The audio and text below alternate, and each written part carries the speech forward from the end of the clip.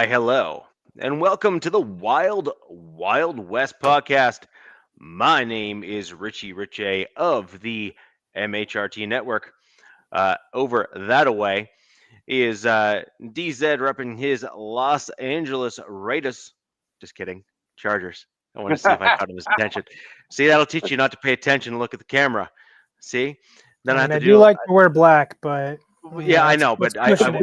wanted to see if you were actually paying attention. You weren't even looking at the camera. And down below, we have Jack repping the Las Vegas Raiders. Thank you for joining us today on this lovely Wednesday. Fall is my favorite time of year because it's a very reasonable temperature outside. It is within my wheelhouse. In Celsius, it is not in the negatives. Not that that matters. I wear shorts and t-shirts up until about -1, -2 in Celsius. That is, for those who are Americans, that is somewhere in the 30-degree range, just to kind of do the conversion for you. Too cold for shorts and t-shirts. Then again, we knew I was always built slightly different than the average person, so it is what it is. But this is right around the time of year here in Canada where we end up in a spot where we go from, kind of in the 60s in terms of temperature, and then literally a flip of the switch and we go right from 60 to like 30. It's like Santa Claus hits a switch up. Yeah, like it's literally it's like boom, gone, and then we get snow right away, the whole shebang. Super interesting the way things work up this way, and then it seems to take a little bit, but eventually trickles down to the south as well. I love fall too, man. I feel like a basic white chick when fall hits. Like I'm like, oh, time to bust out the flannels. Like the only downside is leaves. I got to deal with tons of leaves. Right. I've got oak trees everywhere. But I love it. I think summer's overrated, man. I'm as I'm getting older, I'm getting tired of it. Too many bugs where I live, and it gets I feel like it's getting hotter every year. I don't know. That's just me. Yep. So so it is what it is. We had a really interesting set of games this past week to go over within our division, and we are going to get right into it. Winter is also a big fan favorite of mine in this household as well. I live literally 5 minutes from a ski resort, which is just down the street from me. So I enjoy taking my kids there, and we go skiing all the time. I would pay money to see we ski. We ski. Canadian tuxedo in a tube going down a mountain. I would pay money to see that. We need to get you could happen. A jean jacket and some jeans tubing. You know what? Just because you asked, I'm going to see if I can't find one that fits me near here. There's a few thrift stores that are in around. Yes. I might be able to pull it off. And there you go. And I'm just the right amount. I am just the right amount of crazy to kind of go down the hill with something like that. So we'll stay tuned. Stay tuned. But anywho, I'll have to wear like a Broncos hat or something. I'll wear my Broncos toque, and then I'll wear the Canadian tux. We'll see what I can find. Wait, what did you call it? Real quick, sorry for interrupting. What did you call it? A toque? A toque, yeah. Okay, us south of the border have no clue what the hell that means. No, it's a winter hat, except it is the French version of what they call a hat, and of course, gotcha. Given the whole bilingual thing, it is what it is. So you call it a hat. We call it a hat or a toque. It just depends who you're talking to in terms of which context. But gotcha. Certainly winter sports, when you're going out and doing something, like you put your toque on. Like it's a common thing here. But it's kind of like you guys pronounce foyer wrong. Well, I say foyer. Okay, so you're in rare air amongst the Americans that I've met. I mean, the States is still regionalized with words. It's probably the same in Canada, but you guys have it's almost like 50-50 on certain things. But it's very regionalized on what people call things and how they pronounce things here. But I say foyer. I don't know. That's just me. Yeah, I mean, I pronounce it wrong. Let's say of, 4 year. See? of course, you're from California. I know all you folk. You're you, dude. Right. The folk around you voted in Gavin Newsom. That says enough, doesn't it? But anywho, um, super Wrong interesting. show. Yeah, Let's I go. know. It is what it is. Look, if we're gonna be honest, Canada's worst. We voted in Mark Carney. But anywho, and Trudeau. Anywho, Sponsored by CNN. yeah, no, I would say no. Anywho, we get viewership. CNN doesn't. So with regards to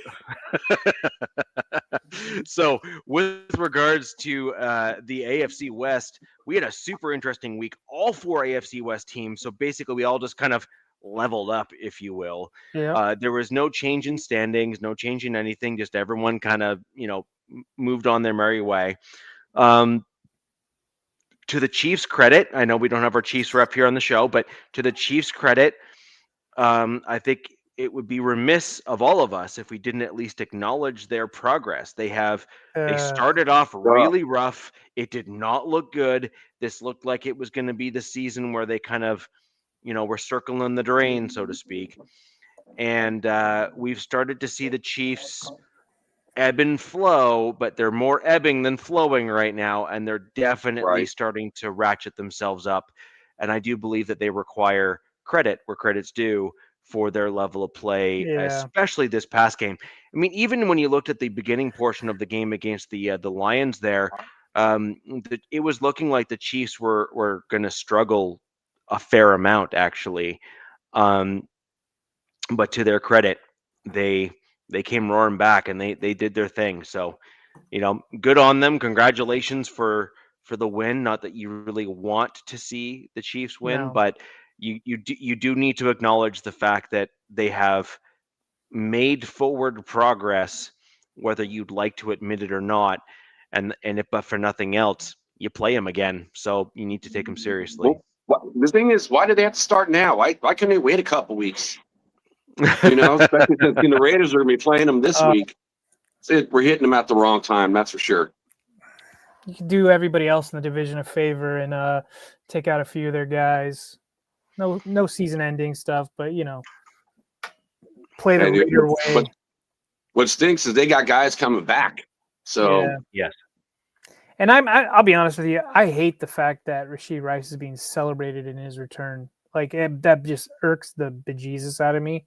But seeing how this league there's so much betting and fantasy involved, I guess it goes two ways, right? So these people are excited that their horse and their fantasy team or betting wise is coming back. But I mean, it's a bad, what am I looking for? It's a bad look, I guess, hyping up a guy that's coming back, what they did, so what are you going to do, right? Yeah, unless you're a Kansas City Chiefs fan. I mean, he's already coming into a loaded wide receiver room. They got 4 guys that are over 100 yards. It's the only team in the entire NFL that has that many, that's got over 100. So yeah, good stat, Jack.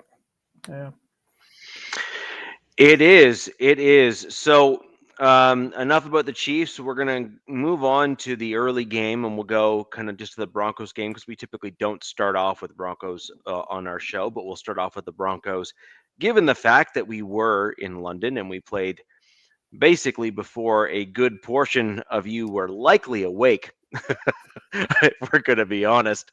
Right. So Broncos played the Jets, and I do want to publicly acknowledge and apologize to a big fan of the show. He's always been a huge supporter. Jet Central reached out to me, and for some reason I missed it after the Wednesday show. Oh, man. I want to publicly call it out and just say, my man, I'm sorry. I missed your DM to me in particular. He asked me to come on the show for a solid 30-minute segment on the Broncos Jets. I somehow missed it. I was super, super busy right after the show from Thursday on, but I want to publicly just kind of make a note and call out to Jet Central there that I do apologize. But Feel free to clip up the review segment here, kind of my comments and whatnot. And as I did offer in return, I'm happy to do a postmortem on the game with you and your fans to kind of go over what I saw, etc., and also where I was wrong, because I obviously called a few things incorrectly in that game. So, 100% here, Sacktown. Raider Mike, only 3 likes. Let's go ahead and get those thumbs up going. The more people we get liking the video, the more people we get in here that are just like you, fans of the AFC West. We're going to break down all the games, scores, predictions, roster moves, things of that nature. What makes this show really interesting is you have at least 3 of us here from the 3 different teams of the AFC West. We, by and large, don't hate each other, and we give you some great information on the various teams and how we all kind of dovetail together as a division. It does make the show rather unique. So click those thumbs up down below. If you're joining us after the fact, also click those thumbs up, but leave a comment down below the video as well with any of your questions and whatnot, and we will do our best to answer those. Comment, like, subscribe. Well, I'm not going to go crazy like that. That's just, hit the bell, hit the notifications. No one likes the crackhead comment, right? But anyways, it is what it is. So thank you guys. Appreciate you all joining. Sacktown, thank you for joining and commenting here. And Chewy's, and we have Willie Wayne in here as well so far. As well as, I do want to call out, we have the other Jack, who, if you think I got to pronounce that name, you have another thing coming, who was the first comment here on the show before we even got started. So let's get right into it here with my Broncos versus the Jets. So, the Broncos won. Great. Yay. However, it was not necessarily kind of the win that I was predicting, so to speak. It was certainly a much lesser than victory for my Denver Broncos. I mean, we won, so yay. But, we should have done better. And this is another example of the Broncos in large part playing down to some of their competition, which we've seen this year. You don't like seeing that from a team. We played up to competition in a lot of games that we played better teams and still kind of made it very competitive. But we kind of played down to the competition. And this is in large part actually due to penalties. If you look to see how the Broncos are really shooting themselves in their foot, we continue to get penalized an awful lot, more than most other teams in the NFL. If I remember correctly, I believe we are the second most penalized team in the NFL right now, which is not that typical of a Sean Payton team. He is That's hard to believe. It is. He's typically way more disciplined than that. And I mean, I would argue we lost the Colts game as a result of the Broncos allowing the Colts to just march down the field as a result of our own penalties against us. Right? It's just mind-blowing that we ended up losing a game like that. Now, that's the not so great. At the same time, though, we do need to bring up some things about my Broncos defense. We're gonna yeah. Like we have to. Like it right. It is like it's kind of low key getting close to being historic levels in some regards in terms of the different things that we're seeing. And it's very much going under the radar, generally speaking. You're getting some mild comments here and there from a few folks like the Broncos defense is pretty good, but they're not getting the accolades, like the actual accolades that they truly deserve based on where they're at this point in the season. When you start looking at things in the historical context. So,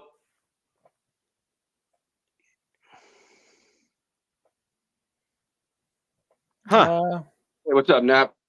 Messed up? I'm not seeing any glitches or anything here on our end. All of my colleagues here on the show are pristine and crisp. I'm not seeing any wonkiness here.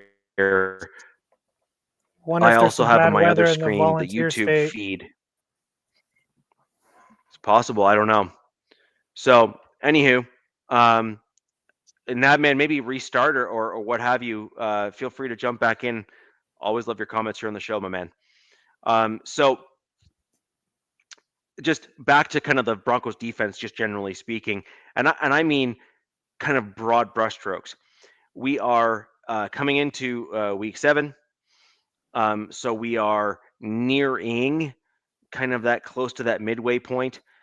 Now, are we far enough along to start making all these big, massive, bold predictions? No, much can happen between now and then. However, I do think that you're starting to get to a point in the season The pictures where, get some color in it. yeah, like the Yeah. lines are starting to get color in between them when Yeah. you're starting to kind of get the stuff put together.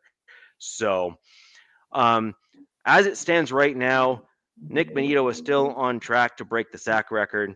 As it stands right now, the Broncos are set to absolutely collectively as a team obliterate the all-time sack record across the league as well. And I mean, like, it's not even close. Like, I mean, like, they're blowing past that thing. And we also have a whole bunch of additional stats that we are in historical echelons with in terms a of lot of stats. yeah, it really is. The Broncos defense is just simply not getting, in my opinion, the historical benefit of the doubt when it comes to national media and just generally speaking, folks that are watching the game and watching the team play. Now, to put this in perspective, here are a few key stats from the Jets game. The Jets finished with negative 10 passing yards as a net. That's insane. Oh, Justin Fields. How do you go through a game and you get negative yards in a football game? So the Jets finished with a net. So again, it's not that they didn't make any passes. It's not that they like that. That's not what I'm saying. Move that up. Like, just, you can miss me with the nonsense. The Jets did make successful passes, and yes, they did work and all that kind of stuff. And that's just not what I'm saying. But just overall, when you net out how everything worked, they finished the game with net negative 10. So they had 46 yards from the receivers, but lost 56. That's just nuts. Who's your head coach? Aaron Glenn? Yeah. Aaron Glenn. Oh, God. His seat has to be like nuclear hot right now. Okay. Now, here's a few other stats that are relevant and certainly would be indicative of what you'd expect from a team that dominated. Although our offense continued to struggle, and I'm actually going to cover that a little bit later on. We had 9 sacks in that game. 9. Okay? 9. Not like 3 or 4, 9. It's like Oprah. You get a car, you get a car, Yes. you get a car. I mean, 2 more and you would have had, a full house, man. Yeah, exactly. We had 7 tackles for loss and 4 pass breakups as well. And those are just the high level stats that are kind of upper tier, upper echelon sort of things that, you want to bring up and bring forward. There was a bunch of other stats within the game that were rather interesting. Now, as Navman is attempting to point out here in his comments, yes, the offensive side of the ball was not spectacular. We struggled an awful lot. We had a bunch of penalties on a single guard, whose name was Matt Pert, who was filling in for Ben Powers. He had like 5 or 6 penalties alone, if I'm not mistaken. Like, it was pretty incredible, actually, the number of penalties he actually had himself. Just not good. And so that's bad. Like, I mean, there is no reason to sugarcoat crap. like that was a turd. Like that was a That's like turd, all the and it penalties the stank. team had. Yeah, 6 for 37 that yards. was, So if it's all on him, wow. yeah. So that was bad. Like that was not good. And so, with that in mind, I do want to just kind of quickly bring up something that came out of that week for my Denver Broncos in terms of that game, which I think is also kind of important to bring up. So we made 7 different roster moves yesterday on the Denver Broncos. Not like 1 or 2, 7. Okay. Like I can't recall the last time that my team made 7 roster moves in one day, but yesterday was a day. So Was it all injuries? it was a combination of injuries and signing guys. So I'm going to go break it all down and we'll go from there. So we placed wide receiver Thayer Thomas on the injured list, which is super interesting. I'm getting to that one later on the screen. But yes, we may have an elusive Dre Greenlaw sighting. Don't worry, there's a stiff wind on the way. It may change things. So we have Garrett Nelson, who is outside linebacker. He is an interesting prospect. He had some upside coming out of college, and he kind of didn't do much. He played in the UFL prior to being signed for the Broncos. I'd love to say that I'm surprised by a signing like this, but the Broncos have a bit of a rich history of finding these gems, obscure gems that are yeah, and the distant realms of football yes, playing. yeah, and Yeah. the rest of the league hates it because like we have no business it's one thing finding a rare diamond in the rough. It's another thing doing that kind of thing consistently, which just shows you have a skill for it. And the league hates that crap because like every other team wants to be able to do stuff like that, right? Right. So then we have Thayer Thomas, who was placed on the injured list. So that's an interesting one. We signed Carson Barnhart. Now, that's a name that you should recognize, DZ. He is a one of your coaches, guys from Michigan. He was actually signed as a UDFA, if I'm not mistaken, as to the Chargers. I don't believe he was drafted. I think he was a UDFA. He's a guard, and the Broncos needing some guard depth, given some injuries and things like that on the team. I did think that he's an interesting prospect. Now, is he going to turn into something? My answer is likely no. But I do think that a fresh start with a different regime and maybe a different style could yield something. But having a young guy kind of step in and learn under a veteran team with some veteran O-line coaching and that sort of thing could be interesting. Yeah. So it'll be interesting to see where he lands. But we signed him on Tuesday. Now, the guy that I thought was going to step in at left guard was now actually promoted to the 53-man roster, and that is Calvin Throckmorton. You heard me. Last names, man. The last name's awesome. It sounds like vicious of some kind. Like it's like. But either way, Throckmorton the third. Yeah, exactly. At your service. Or he sounds a little bit like almost like Viking, right? Like Throckmorton. So anywho, he was a guy that played quite well in preseason. If you remember me saying in the roster cutdown, I actually thought he played well enough in preseason and everything to actually earn himself a 53-man roster spot. But because he's a vested veteran and a Sean Payton guy, like he just brings him kind of wherever he goes. As a great depth O lineman.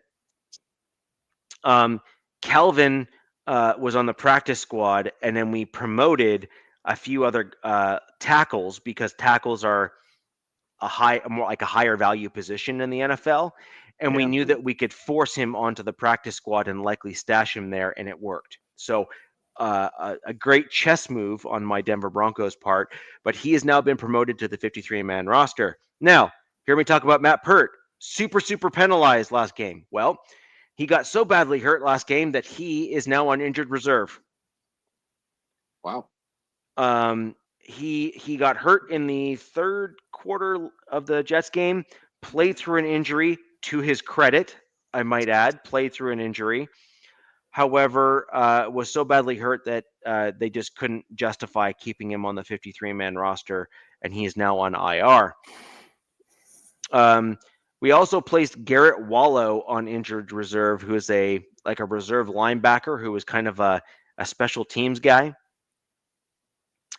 And we signed a fan favorite who a lot of Broncos country was pounding the table for when he got cut from the Saints, JT Gray, special teams ace, onto the 53-man roster, who is he's just a solid special teams guy. And that's a much needed boost, in my opinion, for the Broncos special teams, because we have struggled on special teams a little bit this year, more than we were expecting. So you guys also had a visit, right? We did.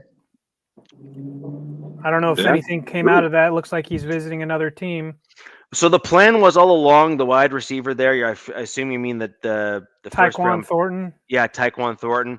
So wait, not Tyquan. What did I just say? No, it's Why am I thinking of Chief right now? No, what's his name? Wow, that was what the heck's his name? Hold on, let me get it. He had a lot of promise coming out of the draft. Treylon Burks.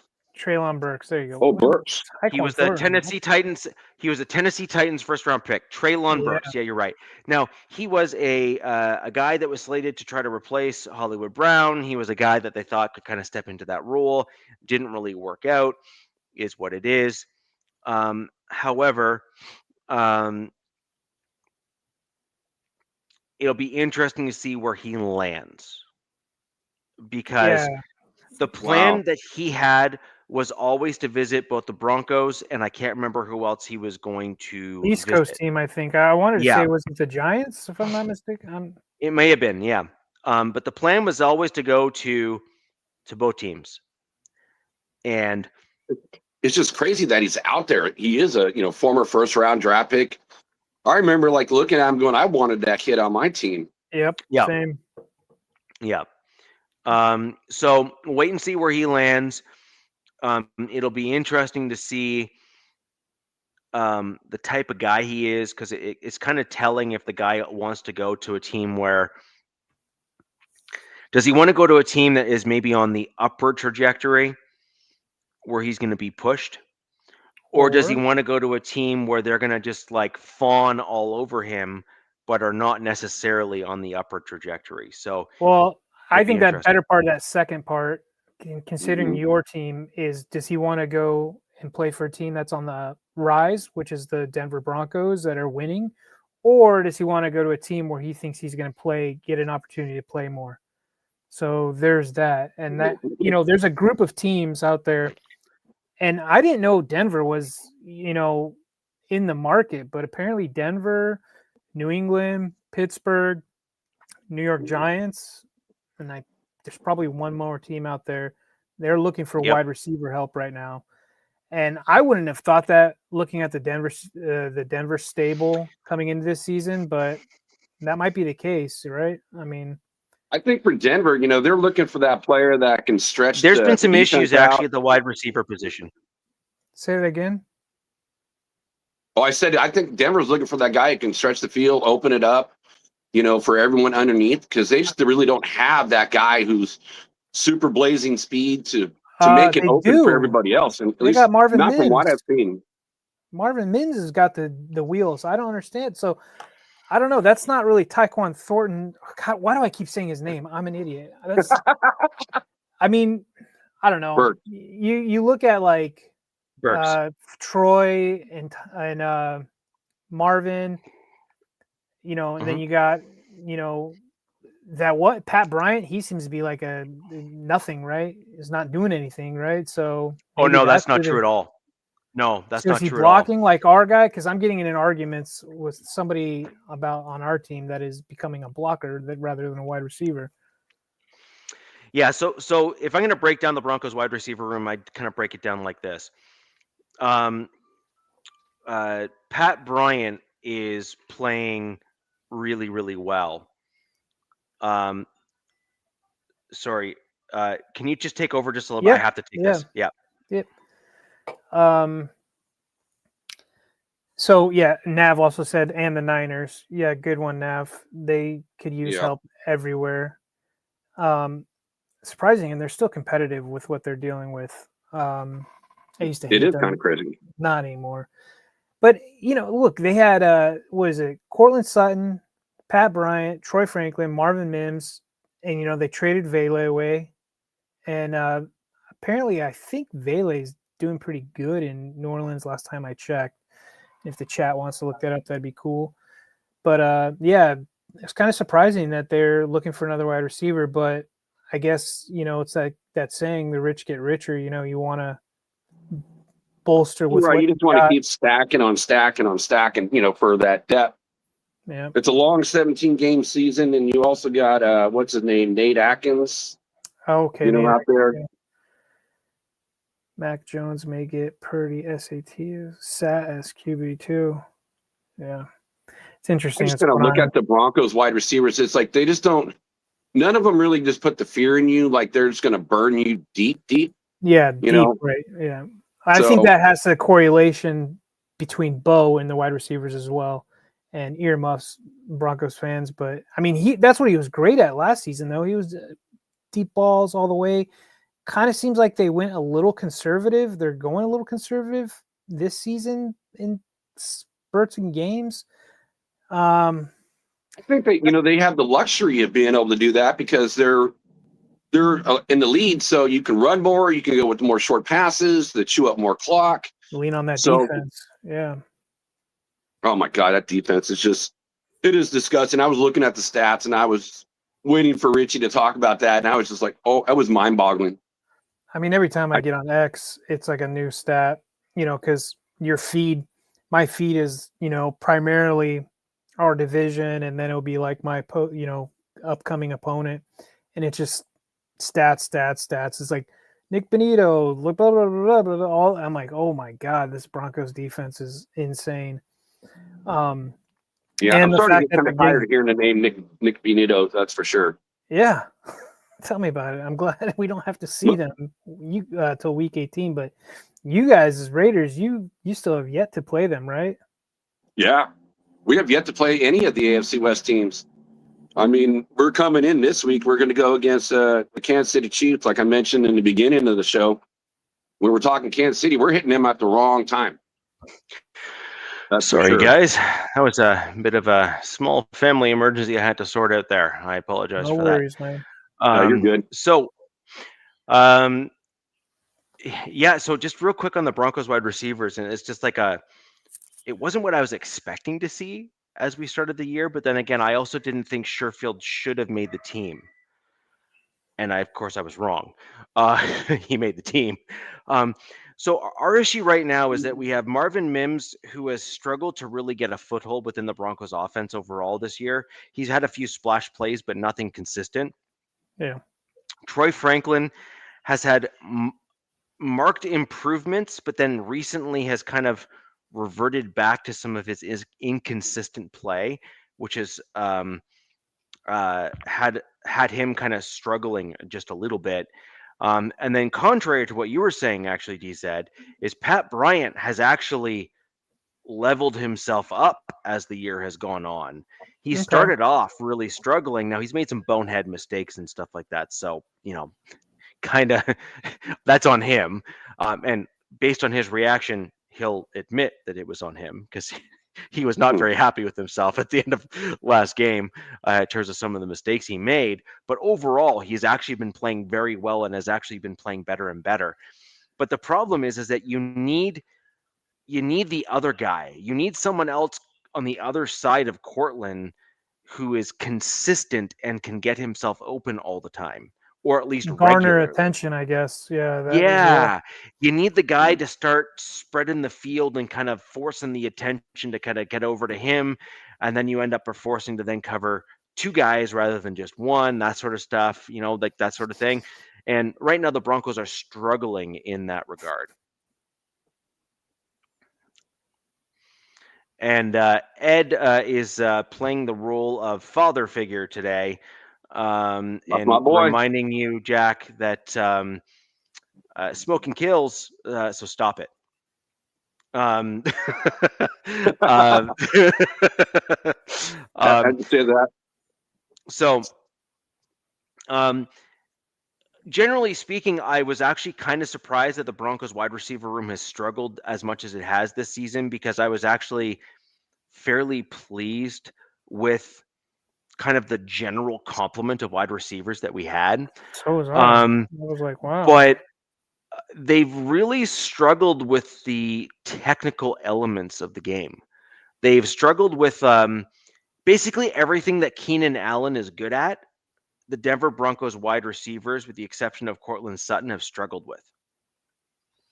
So Keenan Allen is a tactician when it comes to route running. He kind of sells his route the right way and is able to navigate the field and get himself open on a fairly regular basis. He Keenan might be Allen the is not, slowest guy I've ever seen get yeah, open. he is It's not the unreal. fastest dude on the team. He is No. certainly not even close to the fastest guy on the field, but he is like just always on point as it pertains It's also to his this. route I running. mean, what he's learned. Yeah, I mean, yeah. he came into the league kind of like that to an extent, but you know, this is his 13th season, so he's got a lot of, like, his brain is just file cabinets of what to do and how to lean. You know, he probably he's like watching the linebacker. You know, there's that wide receivers, and I just learned this week, so I'm using it.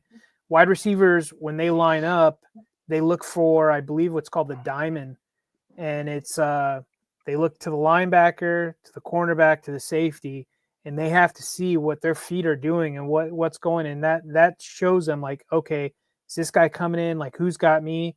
And they got to read and think all that on the top of their head or whatever, you know, in a split second. And I thought it was really cool. So he's probably, you know, it's like nothing to him. He just goes, Yeah. you know, kind of thing. Yeah. I'm going to say, Ed, that Denver has some potential with our wide receiver room. I would say that if they improved, that they could get others that are elevating.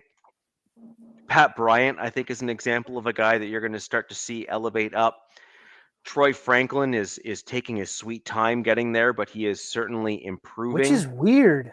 Which is It so is weird. You would have improving. thought that him and Bo would be like PB&J, dude, just Right. rocking and rolling together. And Yeah, this it is hasn't why happened. I'm a bit concerned that it may be a coaching problem in the wide receiver room as opposed to the wide receivers themselves. Because, I mean, if you're going to be honest, I mean, Troy Franklin and Bo Nix were, I mean, they sing each other's praises on a regular basis. And you'd think that they would have a bit of a shorthand to them, and yet they're not really clicking that way. And Bo Nix is no longer really thinking through Sean Payton's offense. You can see the way he's playing. He's not having to constantly process it. He's able to navigate it very well.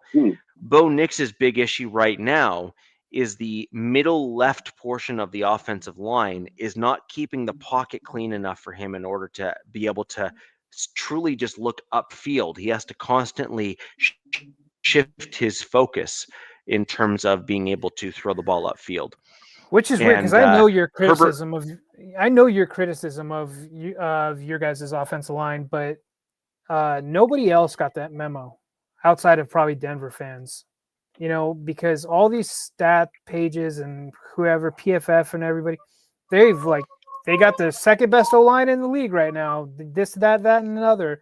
But then when I listen to Bronco fans talk, you and a couple others, they're like, our O-line's trash. I hate our O-line. And I'm like, what the hell? What's going on here? So the problem is that for some of the services like PFF, there's a financial component, and the Broncos ownership is certainly not poor. So they have the budget. They have the budget to spread some wealth around in terms of. I think they're the most. I think they have the most money out of all ownership groups in the NFL. I want to say. Look, I was trying to be kind, but I think you can add something like 20 or 30 of the ownership groups together, and they still don't have the wealth of the Walton Penner Group. I think it was 77 billion or something. I was trying to be modest in terms of how I was describing them, but the short answer is like there are like nobody is close. They told Denver, they told the city of Denver, don't worry, we got it. Yeah, we'll take care of it. Don't worry, we got it. No worries. Like you guys want some new streets and buildings, we'll do it. Like it's fine. It's just a few billion. Don't worry about it. Meanwhile, other ownership groups are like begging the city and stuff like, please, can we do this? And can we get some help? And, you know, it's just like a constant battle. The new ownership group for Denver is like, we got it. No problem. Cool. You guys cool? All right. You get a new car. Yeah. Yeah. It really is a unique position to be in as a Denver fan because like you just don't have that, right? You just don't. You said something real quick, Richie. You said something earlier, opening up this segment, and I think you were talking about scouts. Well, I just heard today from a guy who played in the league, played at college, you know, Alabama. They were talking about the Cincinnati Bengals and how they have a tiny scouting department because they don't have the money. Yep. Because they're like a mom and pop shop compared to a lot of other NFL teams are the Cincinnati Bengals. So they don't have a lot of money to put into scouts, to area scouts. So in that, what they're talking about is their O-line has struggled forever. They have not had a good O-line for a long time. And that guy was saying they might have a problem with scouting. You know what I mean? And some other teams, you know, I pay attention to places and people I follow, and they're like, Chargers have a scout at this game, that game, this game, this game, you know. Every weekend they'll have multiple scouts. So if you've got a team with a lot of money, like the Broncos probably do, they can afford to send scouts everywhere and have them, you know, digging in. Like you were saying, you're finding guys, you're finding gems. You know, and that's an advantage. Well, not only that, you can turn a lot of your contracts into signing bonuses, so it doesn't affect your salary cap as much, which gives you a competitive edge in the league. Yep. You are correct. And then the other option as well is what you're missing as part of the scouting piece there, DZ. It's not just the general scouting of college players. It's also having enough money to extend your scouting department to have enough personnel in it to go and look at the flag football league, to go and look at the UFL, to go look at the XFL, because like, look at some of the guys that have kind of come up, or CFL even. So look at the guys that are coming through the league that you're seeing that are now starters in the NFL, some of which are playing very, like, they're not like the key cogs necessarily on the team in terms of the starters, but they're the guys that are the lunch pail dudes that make the team work because they're just consistent. And so as an example, like Alex Singleton on the Broncos would be a good example of a guy like that. He came from the CFL and then from the Eagles. And he went from the Eagles to the CFL and then kind of came back over to Denver from the Saskatchewan Roughriders. He's a CFL guy. Like he went from the Eagles to the and then back. He's also Canadian, right? He certainly, like, I'm not sure if he is or not. I don't want to commit to the fact he is or not, but he is definitely. Like he is he's at least married to a Canadian, I think, because he's all about the CFL and he always comments on it all throughout his Twitter feed and stuff. Let's see. Let me look it up. Yeah, he's Canadian American. He's just Canadian American. Which is weird because he played at Montana State. But he was born in California. What the heck? How is he Canadian American? Yeah, that's interesting. I bet his parents are Canadian. That's probably, it's got to be because. Got to be. No wonder why Singleton's so good. Comes from California. I'm like, I wish I could just pick and choose where I'm from. I'm Mexican Irish American. Let's do that. Yeah, a wee bit of the Irish.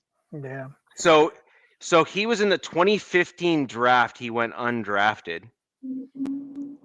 So and then he went for a hot minute.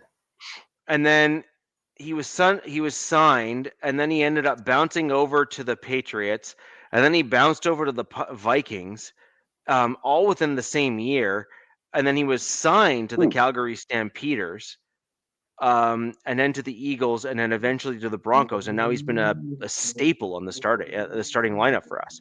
Like, he is all over the place, and he was known as a thumper in the CFL. Like, he was like, what you're seeing with the Broncos in terms of how he generally plays is what you saw in the CFL. He was that guy in the CFL, and he got accolades all over the map in the CFL. And I think the CFL, the field is wider too, right? Wider. So you got to be able to cover. You have to cover more. You have to be able to run more. It's a little bit more like running, like rugby running kind of thing, because you just have like a wider pitch to cover, and so you're just running more. And then the CFL also allows for more movement on the pitch as well compared to the NFL. So you're just naturally having to move and run more. So it's a faster paced game than the NFL is. The NFL is more gritty and more physical in that regard, whereas the CFL is a little bit more athletic in terms of. I've watched a few CFL games. They're kind of interesting. I don't like where the uprights are at on the fields. I think that's it's just old school, but I feel like the NFL's a little more technical. Yep. And CFL is just, it's explosive. I like the explosive aspect speed. of it. I think they can motion multiple players at the same time, or have them moving before the snap. Yep. Which is cool. Prior to snap, they're allowed to motion a bunch of guys, and so it makes a. You look at him bouncing around. And now he's a staple. I mean, finding a Sean Payton defense, and he's just excelling. I mean, I was so impressed with him last year. I've been impressed with him this year. Yeah. And it's just amazing, a guy like that. You just hear his name and going, oh, yeah, he bounced around. He's like in the CFL. You would think, no way. I mean, that's how good he is. It's just it's a blessing for Denver that, you got your coordinator that can use him in the right way, and he fits it like a glove. Right. And so this is what I'm saying, though, right, is that when you have a scouting department that has enough cash behind them in order to hire enough guys that have the skill, you can send CFL scouts, you can send UFL scouts, you can send XFL scouts, you can send, like you were saying, like the Bengals as an example. Well, when you're limited, you have to really control where you go and how often you go there, and you have to be very frugal in terms of how you travel and all that sort of thing to maximize stuff. But when you have more cash to throw around and you have the budget to kind of do what you need to do, you can find a Jonathan Cooper and do the due diligence on him, who slipped from a second-round draft pick into the 7th round. Yeah, it's having a hell of a year too. Like, you can do due diligence on a guy like that. You can do due diligence on, other players like a Jonah Ellis and get him in the 3rd or 4th round, where he is playing like a starter. Now he's hurt right now, so let's hopefully he gets better. But again, you can find guys like that and slate them into the right round for your team and draft them accordingly, and really maximize your draft capital that you're putting in, right? So there's that. The other thing that I want to bring up is the guard position for my Denver Broncos. I again want to be on record. I think the Broncos really like Palczewski at a right tackle position, and they don't want him getting hurt in the guard spot. But ultimately, I think Throckmorton is going to be an upgrade over Pert, and I think that he's going to play better than Pert.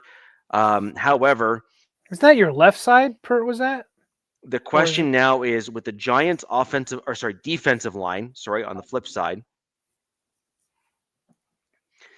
do you really want to flip out a center and a left guard in the same game? When you're going against a defensive line that has been playing quite well?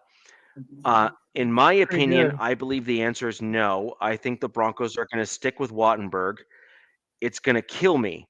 Now, here's my case to actually do it. Number one of the best counters to a pass rush is to run the ball.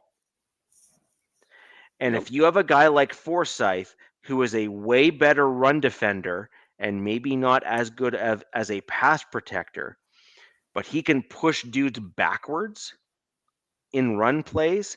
And if you can get Throckmorton to help you in that run game as well, plus the rest of the O-line that is generally played quite well in both run and pass protection, it's like they've had issues in certain places in certain instances, but it's in weak spots on the line.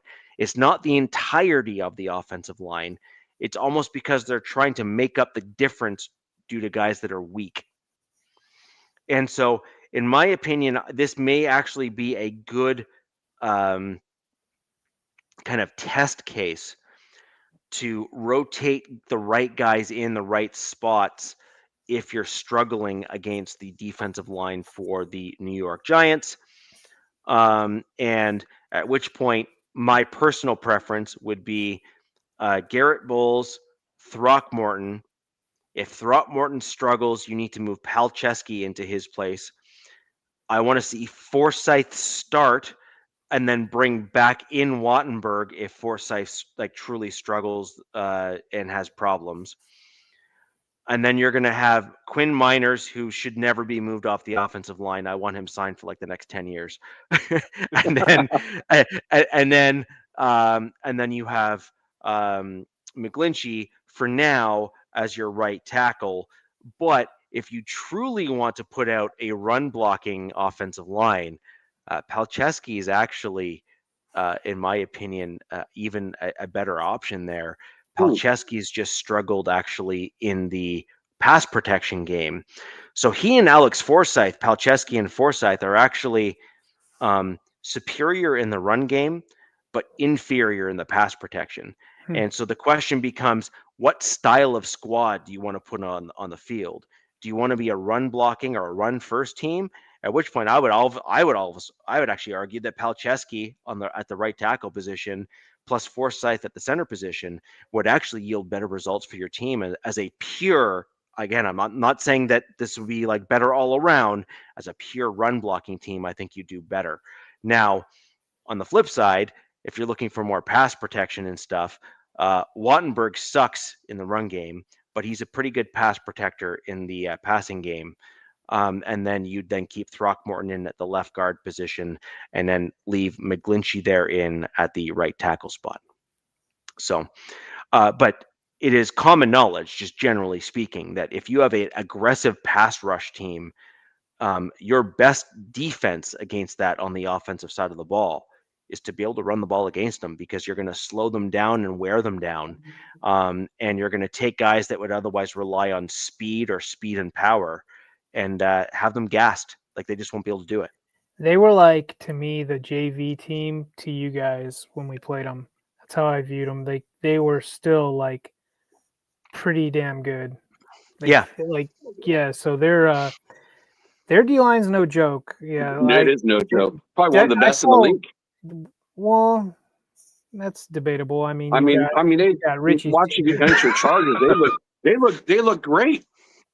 I've seen Dexter Lawrence jump. I don't know if you guys know who Dexter Lawrence is. He's a large human. I watched that guy jump, would look like 10 feet in the air and bat a pass down and catch it himself and almost run it back for a touchdown. Like, they're no joke over there. And then once they start using Abdul Carter right, it gets even scarier for their defense. Their secondary isn't as on the Broncos level, but it's still decent. So I think the Broncos offense has a pretty tough matchup, and I would say the same. I think the Giants offense has a tough matchup. The same thing. So, yep, I agree. So, anyways, that's my general review of the Jets game. The other thing to keep in mind is the Jets' defensive line is actually quite good. Like they're not a slouch of a team. They look have physical. Typically just been, they are. They made some changes ahead of our game. I don't know if it was like picked up on the nuances and stuff. Jet Central, for those who don't know him, he put out some interesting videos ahead of it. So I would take a look at that. And obviously, I do want to call out my score was like completely off. This was a great example of a game that the Broncos should have actually blown the Jets out, and we ended up playing down to the competition as a result. And we almost lost the game. Like it was that bad. So I sent you a text, which I don't think you understood. Now, everybody that's watching, go back and look at the Broncos versus Jets last 4 games and just look at the scores. And somebody put out a post. They're like, next time these two teams meet up, they need to be on at 3:30 in the morning on the Weather Channel, because these games are like the lowest of low scoring, and it's been that way the last 4 times they've met up. It's kind of bizarre. Yeah. It really is interesting. I think it's the personnel that they have right now. I think it's like Quinn Williams and some of the other guys that they have that are kind of like the staples on the team. They're able to combat the Broncos. This is weird. So you match up weird with certain teams. Yeah. Quinn So, anyways, Williams that's is the a handful Broncos for any Jets. team. That's the Broncos Jets. I also want to just quickly call out Hufanga, who is easily one of the best free agent pickups for my Denver Broncos. That guy is just wow. Just wow. And in addition to that, DZ, you made a comment about Cooper, rather. Yeah, I think a stud. So last week, the AFC Player of the Week was Benito. Yeah. And this past week, the Player of the Week was Cooper.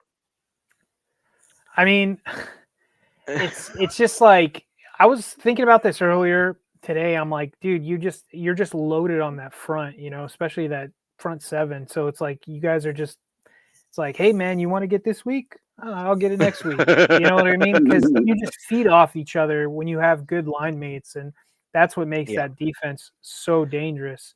And then you got rotation. Well, let's get a new guy coming. Rotation, moving guys in, because I think in that game you guys just got back Roach, I believe. That was his first game back. And then we don't know. It's still up in there, but Greenlaw's coming back. So it's getting filthy in Denver, man. It's getting the Richard, that's for sure. And then we have Q Robinson as well. Who's stepping in or will be stepping in on the edge side of things with Jonah Ellis's injury. And so he was a rookie. He's a rookie this year. But again, to your point, when you're having to play up to a competition on your own team, you immediately are elevated beyond what you would otherwise be on a bad team. Like you're also practicing with these guys too. So they're leading by example, kind of thing.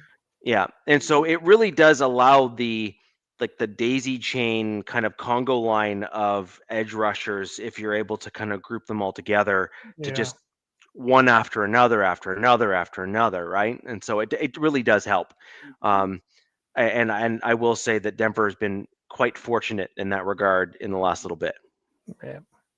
So looking like what is it, Von Miller, and who is that? His partner up in DeMarcus Ware.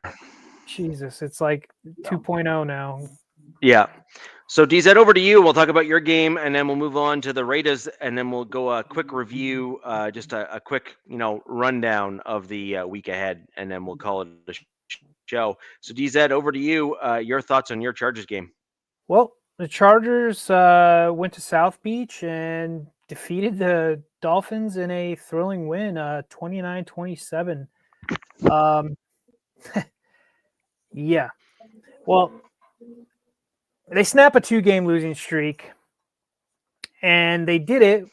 I'm looking at something right here because there's so much stuff to go over. Despite missing key players, both starting tackles, all wasn't in this game, and I am considering Trey Pipkins, our right tackle. He was out as well. So both starting tackles not playing in this game. Quentin Johnson popped up with a hammy. He didn't play.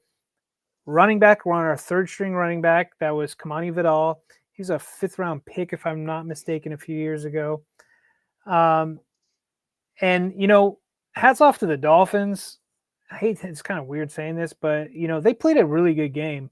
They had a really good 4th quarter drive. But Justin Herbert, I'll go over the stats. He was 29 for 38, 264 yards, 2 touchdowns, no interceptions, which is good. He's had a couple interceptions the last couple games. He had a overall 112 rating. And after this game, he ranks second behind Mahomes for the most game-winning drives since 2020. So he's got 17. Mahomes has got 19. I think you can sandwich Kirk Cousins in there, but Kirk Cousins has been playing forever. In the second half, that's where Justin kind of shined. He was 17 for 22, 171 yards. That's where you got the touchdowns because, while this game was going on, it was just a field goal fest. And I'll get into why. He got the 2 touchdowns in the second half, and he had 129.2 rating in the second half. So he's been doing really well the later part of the games, these last few games. But the Chargers' red zone offense has been dog crap. It is right now, it ranks, I believe, 31st, like 35%. If you're 31st, then the Raiders got to be 32nd. It's horrible, Jack. And to compare it, last season they were at 54, almost 55% in the red zone. They're at 35% this season so far. It's a cumulative score through 6 weeks, but it's horrible and it's hurting. The Dolphins, I kind of said this going into this game. I don't know if I said it on the show or within my chats, but they have a D line, which is kind of crazy. It's worth around $200 million. It's 4 first-round picks on that D line. And they went up against backups, third-string guys, and whatever. And I think our O-line, I'm pretty sure it only gave up 1 sack. One. Yeah, I think it was 1 sack, and I think it was like 13 or 15 pressures or something like that. So, I called their D line a paper tigers. I think they look better than how they've been playing. So if I was a Dolphins fan, I'd be really pissed off having those guys, and it looks like they haven't been showing up all season. Vidal had a hell of a game, but that's not really surprising. Miami's defense has been dog crap as well. I think who's it before us? I think it was the Carolina Panthers. It was Dowdle. He had like 200 yards or something crazy on them. But with no Omarion Hampton and no Najee Harris, Vidal carried the load, 124 yards, and had a receiving touchdown. Also, another guy shout out, one of our rookie tight ends, 7 catches for 68 yards. He's looking like going to be the future tight end for a while. Him and Justin are building their rapport together. Really like him. He's blocking. He's starting to block really well. That was kind of the concern about him because he was converted wide receiver, even though he doesn't look like. Yeah. And which is kind of weird is because he, not kind of weird, but he played where his father played for all those years, was in Miami. Tua has a 6-17 record against teams above 500. Worst winning percentage in NFL probably history, minimum 10 games. So, yeah, man, it's a hot mess in South Beach. I don't know if the coach is on the hot seat or Tua is on the hot seat, because I've heard mixed reports that the ownership really likes Mike McDaniel or McDonald or whoever, really like him. And, so you would think he gets fired because they spent all that money on Tua. I don't know. They paid him $200 some odd million or whatever it is. I actually heard that McDaniel didn't want Tua. I've heard similar stuff as well. Yeah. So the long and the short of it is, if the ownership said, sign him and here's what we're paying him and do it, shut up, I don't want to hear it. Yeah. And McDaniel's saying, no. And they said, you try to make it work and we need to make this work. And he says, okay, I'll try, but I'm telling you, I don't think he's good enough. And if the ownership is then more involved and sees that the guy that they forced him to take on is not good, this could be a situation where you see a fire sale in Miami, and then McDaniel is then put on like a 2-year short lease window. And if he is put on that short leash window, you know that he knows better and ownership screwed up. If he's not put on that short leash window, then you can probably guess that he was likely part of the problem. I'll say they should have never got rid of Flores. Flores was right about everything. And I agree. I agree.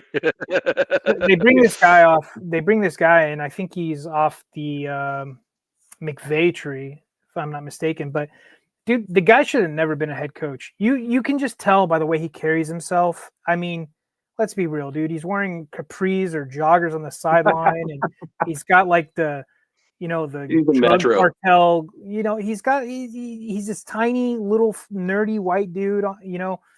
But I will say he's a great play caller. Play caller. He would be immediately probably a top OC if he were to leave that team and go to another team. Like that's so. Hold on, DZ. Tell me I'm wrong. He looks like the lead singer of Weezer. Yeah. Like legit. He literally looks like the lead singer of Weezer, like for sure. Oh my God. That's funny. I think the time has already kind of passed them up. I mean, you look at it when they got Tyreek Hill, they went out in the first round draft pick. They got Waddle. They had Mozart, being a younger Mozart, running his in the 4.3 range. That team was like a track meet team.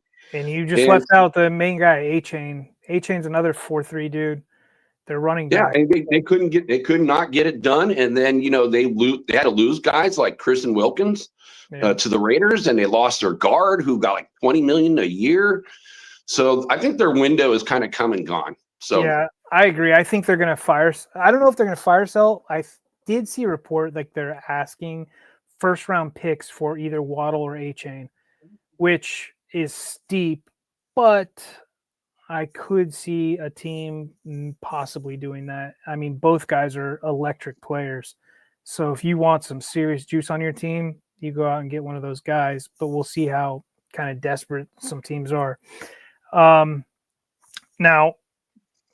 kind of the bad is, the defense, the Chargers defense is just going downhill. And, there's some metrics that they're doing really well. They're tackling really well. They're doing stuff, they're doing some certain things, defensive metrics, good. But then there's some that are not doing good. This was like the third or fourth week in a row. They're giving up plays to the outside, especially to running backs, untouched. A-Chain had a touchdown untouched. We had our rookie safety on him and just whiffed, and the guy went right past him. And if that guy gets to you, you're not catching him. I mean, if you guys are familiar with him, you're not catching A-Chain. The Dolphins had like 4 super explosive plays in this game, and it's not a good trend for this defense. And I'm like starting to think is Minter's defense getting figured out, or is there personnel problems? What's going on? Yeah, seriously. But in weeks 1 through 3, we were 16th in giving up rushing yards. And that was against the division. And then 4 through 6, we went to 28th. And that was Scadaboo, Bill McCroskey, Merritt, or whatever, with the Commanders, and A-Chain. Now, those are 3 really dynamic backs. Richie will see Scadaboo this week. Jack, you guys. I wanted to draft him. So did I. I want to call him Scadaboy. Scadaboy. I know. Scadaboy. Because I didn't think our team was going to draft a running back that high. So I was like, oh, man, if we can get this guy in the second. But that's just not how it works out. But so yeah, something's got to give on this defense, and there's a little plus. Owe, who we traded for from the Ravens, he had his first sack of the season with the Chargers. PFF gave him a shit score, excuse my language, but I don't think PFF, they don't watch the game. I mean, we've gone over this countless times. We could just kind of take it with a grain of salt because I thought he played really well in this game. But he got his first sack, hadn't had one all season with the Ravens. And if you guys remember, he was coming off a 10-sack year last year, so he's in his contract season. Let's see. Yeah, this is something. And it's kind of something I was hitting at to Jack before the show started. So we're 6 weeks in. The Chargers have 7 out of the 8 spots are filled of players on IR. 7 out of 8. You're only allowed to have 8, right? Now, most of these guys are key guys, and they need to come back. But you could only promote 8 guys in one season to come back from IR. So they're in hot water in LA with trying to manage this roster and these injuries that they're dealing with. And some people are starting to guess, is that a reason why they didn't put Joe on IR? Still, Joe Alt, he's been gone for a few weeks with dealing with his high ankle sprain. He came back to practice today, but it was counted as a DNP. He was working off to the side. Another guy on IR was Perryman. He practiced in a limited fashion last week, and he didn't play in Miami. And then he was a full participant today. And then Khalil Mack came back today, and he was a limited participant. And Mack would be a huge boost to this defense, especially on the perimeter, because in his old age, he's gotten great at setting the edge and, controlling the outside. But, from what I saw today, and one of the videos, one of the beat reporters took is he is super limited. He has got on his left arm a giant brace, or it says right or left. I'm trying to remember. Yeah, it says left. And when you got that brace on, it's almost, he's like 1.5 arms or whatever. He's kind of like the one-arm bandit. So it's going to be interesting to see what they do with him or rush him back. Now the Chargers have a game this week against the Colts, and then we play Thursday night against the Vikings. And then after the Vikings, there's like a mini bye. There's 9 days they have off before they head to Tennessee. But I'm fans are excited about that he's coming back, but to me, I don't think he plays this week, which I would wish he would, but it doesn't look like he's ready. Now, we don't see, what they do in practice after. I think the reporters get 15 minutes to kind of look at what everything's going on the field, and then they have to dip or whatever it is.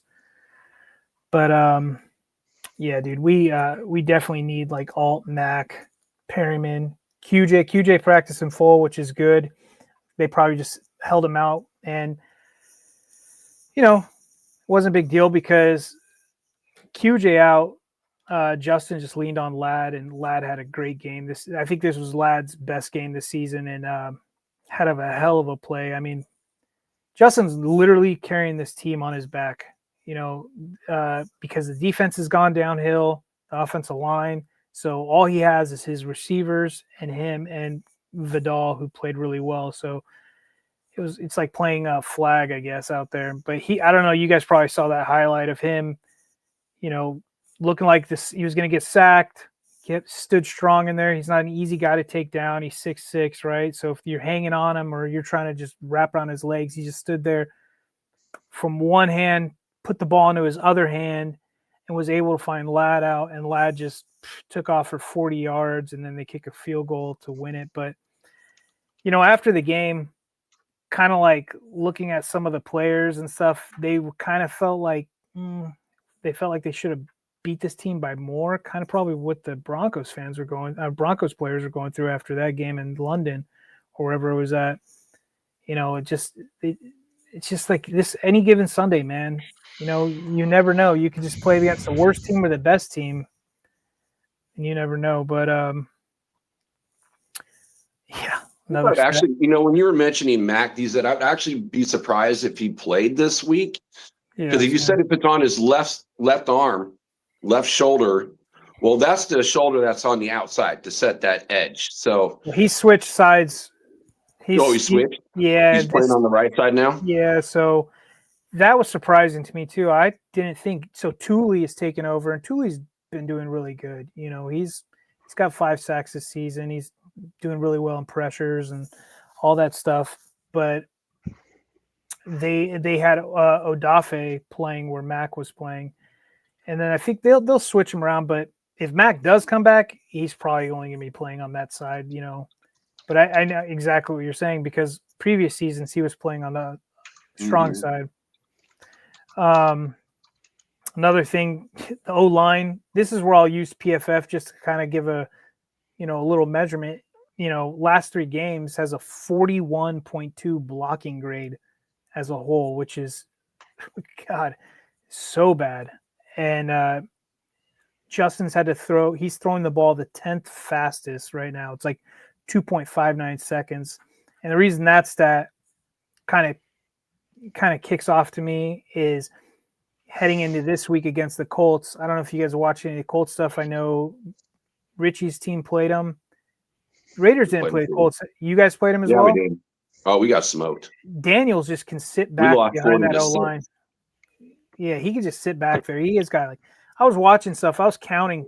He had over 3 seconds on plays to just sit there and just throw to his guys, which is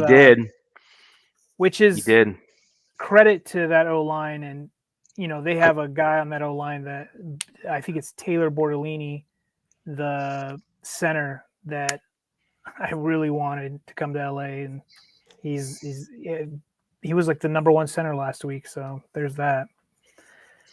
So wait a minute. Well, hold on. Are you saying that the center position is actually important? Oh my God, it's crazy important. Weird, right? Huh. Who knew? Yeah, but at least you don't have the worst rated center in the league on your team, and for some freaking reason, it's coach speak. But they refuse to say anything negative about Bozeman on our team. All the coaches, he's a great guy, he's a great player, and this, that, and the other. And it's just like, dude, we have eyes too, man. We've been watching football the majority of our lives. We might not know the play call or, what front you're running or whatever, but we see when this guy is blocking air or he's helping his guard when he doesn't need to and letting a guy run right, beeline it right to Justin. This guy is, I cannot wait to get him off his team. I have 2 questions for you. Yeah. Number 1, is it the guard who's the problem or the center? So glad you brought that up. The guard, Zion, the left guard I'm talking about, has actually been really good these last couple of weeks. No, but you were saying that the center was cheating to help the guard. No, he'll be like over there helping him, like, hey, probably checking the guy's pocket for money or something. I'm like, what are you doing, dude? Like, okay, you don't need to be there. Just scan your fat head over and look. Oh, this guy I saw because I didn't. He was drafted out of Alabama by the Ravens. His RAS score, which is a fun thing to go off of, not necessarily doesn't mean anything. But it was like a 1 point something. Everything absolutely was in red except for his weight. It was the weight was in bright green. Everything else was red. And to me, they probably said, "Oh, we saw what he did at Alabama. That's good enough for us." Oh, so you're calling him a fat retard? Oh God, he's sounds like Leatherwood. I don't want to say bad things about this guy because off the field he seems like be a fantastic human and does charities and takes care of communities. Yep. And I think that's great. But on Sundays, you've got a quarterback back there that is the face of the franchise that every week you're trying to get killed.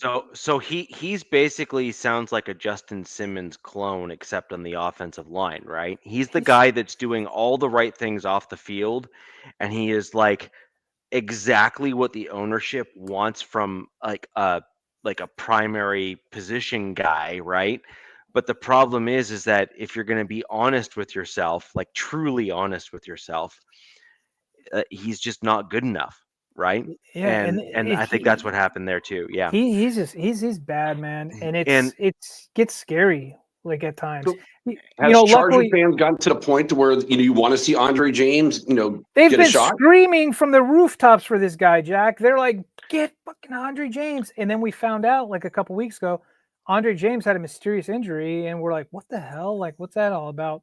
But I have a theory. Well, hey, real quick, but to the point where the beat reporters are like, kind of like hinting, well, why not try Andre James? And he gets shut down immediately by Jim Harbaugh and everybody else, and it's just, God. I have a theory. Well, I want to hear it. It's the only thing that I can think makes sense why your team would be put in the position that they're in right now. He's a Mossad agent and has blackmail on the owner. I don't know. Not far off, actually. My thought process is that the only thing that makes sense, and it sounds outlandish, but I mean, let's be real, it makes no sense otherwise, is he caught your owner, in the back room with one of the cheerleaders, and well, we don't have cheerleaders. Okay, that's another thing. Yeah. Well, then maybe he was with the trainer, even worse. Chef yeah, and then therefore, your owner does not have a prenup with his current wife, and the owner said, "I will protect you for a number of years as long as you sign this NDA and shut up." Dude. And, he wasn't good last season. No, you're right. He wasn't good last season, and they doubled down and extended him. Mm-hmm. So we've got him next year, whether we like it or not. And they did that with two players. They did that with Bud Dupree, who's kind of getting on fans' nerves, and him. And it's just – so now everybody's like, okay, we've got 5 draft picks as of right now going into this next – people are already starting to, like, do draft watch. And they're like, I want this center, I want that guy. And it's like, yeah, we'll probably not get a guy. They're like, we got Bozeman, it's fine. The one thing with Harbaugh, though, is he very much values the interior of both an offensive and defensive line. Like he values the offensive and defensive line. And so you might be fortunate enough where Bozeman might be kept by the ownership, but Harbaugh will likely force another guy in just because he truly values linemen. Like he just does. Look at what your team was looking like at the beginning of the year before your injuries struck. You had a line on both the defensive and offensive side of the ball that were upper echelon in the league. Like they were. I'm thinking about who. I'm thinking about who he inherited. He inherited Mack and Thule. He inherited Slater and Zion and Pipkins. Pipkins was supposed to just be a backup. Was never supposed to be a starter. So, then they brought in Becton. They brought in Bozeman. So, yes, I don't know. I'm like, but yes, I agree. Not at all. Like, this is why I cannot wait for Mac to get back, but that's looking like it's going to be a little bit longer. And then we'll see, man. Maybe Mac's slow rolling at practice. I have no clue. There's nothing wrong with his lower extremities. It's just one arm where he dislocated an elbow a few weeks ago. Another thing is, you kind of hinted at your team with penalties. We had 8 for 65 in this game. Now that's less than we've had these last couple of weeks, but it's still bad. I want to get that down to be around 5. I wish we could get the Chiefs treatment where we don't get a penalty all game. That'd be great. I'd really appreciate that. But it looks like the NFL called their scriptwriters once again are like, hey, AFC looks like a hot mess. Let's make the Chiefs a thing again. And that seems to be what's going on. Jokingly, but not really. No, hold on. DZ, I want to call this out. Rock and roll. All right. The Broncos, and this is just because I brought it up before, right? I had to look it up because we kind of glossed over it before, but you brought it up here. How many penalties do you have that last game? 8 for 65. 8 for 65. Okay. Ocho. Okay. So the Broncos, I just want to quickly do one very, very quick. So we have 448. Dun, dun. All right. So total so far in 1, 2, 3, 4, 5, 6 games, we have a total of 49 penalties against my Denver Broncos for a total of 448 yards. Damn. So it's like everybody in London paid to watch the refs. Is that what I'm hearing? Like, what the hell? It's well, in London there was only 6, which is the lowest number of penalties compared to other games. Like, to put things in perspective. Oh, you're giving a whole like overall. Yes, overall. Oh, okay. Yeah. So for example, 49 divided by 6, we have averaged 8 penalties a game. Averaged 8. So like that's not like the high water mark. We have averaged 8. And if I'm going to be honest, if you actually do the proper math on that, we have averaged 8.2 penalties a game. So it's not even like we're just like 8 flat, or I'm rounding up to get to 8. No. Like we are. How come you never talked about this in previous shows? Because I was being and complaining about, the first 3 weeks we averaged around 6, and then it just ballooned up to 10, 11, 12 a game. So I thought this 8, I'm like, okay, they're getting back down where they need to be, but then again, it was against the And Dolphins. then again, averaged about 75 penalty yards a game given up. 75. That's insane. Hey, not to, kind of like going back to my game real quick, they had 3 turnovers, the Dolphins. They were still in this game, which kind of like surprised the hell out of me. I think Tua threw like 2 interceptions, and we had a fumble, if I'm not mistaken. But yeah, this just shows you where penalties kill you. Like, and I don't know, man. So you had how many penalty yards in that game? About 65. I mean, that basically flips the field. Yeah. Right. So your total number of penalty yards and the timing of when those penalties were as well is a big Bingo. thing. Nabman, good point. Love the comment. The comment. I'm glad he brought that up. Yep. Because yep. What a lot of the Chargers penalties come, especially on the offensive side, is in the effing red zone.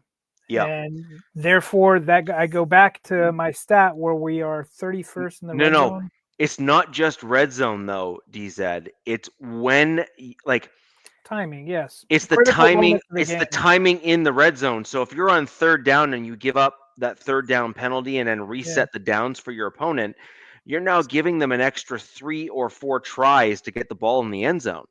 Yeah. Right? Like that's huge.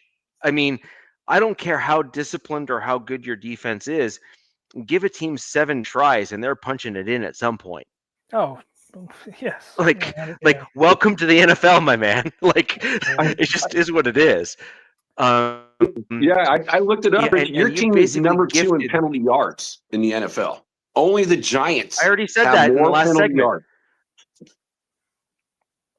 But I said that in the last segment, right? Like, no, I didn't say this. I didn't know the Giants were the number 1, but I did say in the earlier segment that my team is 2nd worst in terms of penalties. Like this is not a stat you want to be very high in, right? Like this is not one of those things. Yay, I'm winning is not going to be the comment that's going to come out of your mouth when you hear that stat. You know what I mean? Like you're kind of like. You're kind of ducking your head. You're ducking your head and like, shh. Richie, I feel like your team, like on defense, they'll get a penalty and be like, "Oh, yay, we get to do this again." Like, hey, this is fun for us. We'll just sack him or intercept the ball, bat down something. Well, yeah, we didn't get the sack, so we'll cause a penalty so that way we can get the sack on the next play. It's funny you mentioned that because there was one game and I can't remember which one it was. Ozarike, get your ass out here, man. Yeah. You haven't been out here this Yeah. this So series. no, but it's funny you actually bring that up because there was one series where I remember the defense screwed up. They made a major mistake. They actually cost themselves to reset the down on like a third down play. And it's funny you mentioned that the defense was like, fine, we'll do it again. Yeah. Because the next 3 plays in a row went sack, sack, sack, punt. Jeez. I want this winner go home highlights. He's bringing up some good stuff. Oh yeah, I agree. He's the big penalty. Let me see if I could show that real quick. With Tart roughing the passer led to A-Chain's second touchdown. Yeah, something about Tart, like he hasn't been as good these last couple of weeks either. I'm like, what? So everybody's like, I don't know. And I will get into this going into our next week's games, but man, dude, God, shooting yourselves in the foot. But look, at the end of the day, they got the W. It didn't feel like a win, to be honest with you, but considering what, especially on offense, what they were working with, I'll take it all day long. Especially against the Dolphins, their fans chirp too much. There's this whole Tua Herbert debate that's been going on since their births coming into this league that I'm getting tired of listening to. Sorry, there's a debate? Oh, apparently they still think so in Miami. And then we have dummies like Acho last season going off, Herbert isn't this, Herbert isn't that. And I get it. It's 2 postseason. That looks really bad on his resume, but I mean, the debate should be over. It should be done. It should be killed. Squad. I mean, Acho, to his credit, was banging Joy Taylor, but at the same time, he still got himself canned. Dude, he's on something because now he's on Herbert's side this season, and it's just like it's bizarre. Yeah. I feel like I'm in bizarro world when, last season our whole fan base wanted to kill this guy, and now they're like, Jesus, what's going on? Yeah. Interesting. So, anywho, Jack, let's bring the Raiders in here, and we will start getting into the last of the 3 of us here. Raiders won. And, got a W. Let's about let's time. get into it. Yeah, finally. I mean, again, you can't say much about it. I mean, but we broke the streak. Got a win in week 1 and then lost 4 in a row. But again, it's against the Tennessee Titans, who is arguably probably the worst team in the NFL. But you know what? We have a motto in Raider Nation. It's just win, baby. That's all it is. Doesn't matter how it looks or anything else. But just get the dub. So it felt good because it's been a while. Now with the game, it's all been with the defense. That defensive front looked dominating. We had 6 sacks in that game. We kept the quarterback, who's a running quarterback, had 0 yards rushing. 0. So the team really set the edges on it, and kept this team that really just limited the team overall. I mean, they were 3 for 13 on third downs. Tennessee really didn't do much against the Raiders. And we kind of expected it to, on kind of the defensive side. But I will say, Kai Blue Kelly, that experiment needs to go. We're not playing our 3rd round draft pick. He needs to get into the game. And especially since we're going to be playing against Kansas City. That guy is like, I don't know, what's the expression for it? He's like a used towel, used toilet paper. Something came to my mind really dirty, Jack. I was like, cum rag. I don't know. Never mind. I mean, when you got a guy who's ranked last out of all cornerbacks that are starters in the NFL, and you got you got Porter, when he comes onto the field, which doesn't get much playing time, they don't even throw to him. They just go at Kai Blue Kelly. So it's really kind of sad that, this team just kind of like, he's a Pete's guy. So we don't understand, we hear compete, like COMPETE. Well, it's all over the unless you're a billboards Pete guy, you don't have to compete. Kind of the same thing that we talked about last week with Geno. Now, going to the defense was, again, outstanding. Loved it. Defensive front, Max Crosby had 2 sacks in the game. Devin White, oh my God, Devin White just went back to like he was on Tampa Bay when he was an all-pro linebacker. I mean, what did he have? I had it right here in my notes. Devin he was unbelievable in the way of like 5 tackles, 4 assists, 1 sack, and it was a strip sack, and it was on the 2-yard line. Nice. And then he also got an interception. I mean, he just played out of his mind. He went back to the old days of Devin White. So, yeah, I'm right now, I'm like, yeah, right now, man, he's on crack, dude. He was unbelievable. So I want to extend that guy now. Forget it. Just extend him. Keep him on his team. I don't want him to go anywhere or get the opportunity to go anywhere. So, but with the offense, now you were kind of mentioning, like, with the centers, both you guys talking about centers. Yeah. We have the same issue. I mean, if again, a peak guy from what it seems like with Meredith, and another game where he played better, but, and again, he's going against a pretty good defensive tackle over there in Simmons. Yeah. But as a whole. Who they said they wouldn't trade, by the way, which is upsetting to hear. Oh, Meredith? No, Simmons, because, like fire sale with teams right now. Oh, yeah, he'd be like one guy. Yeah. But Tennessee would have no one else. They don't really have anyone else on that squad. So early on, though, which really kind of hurt him is Calvin Ridley got hurt.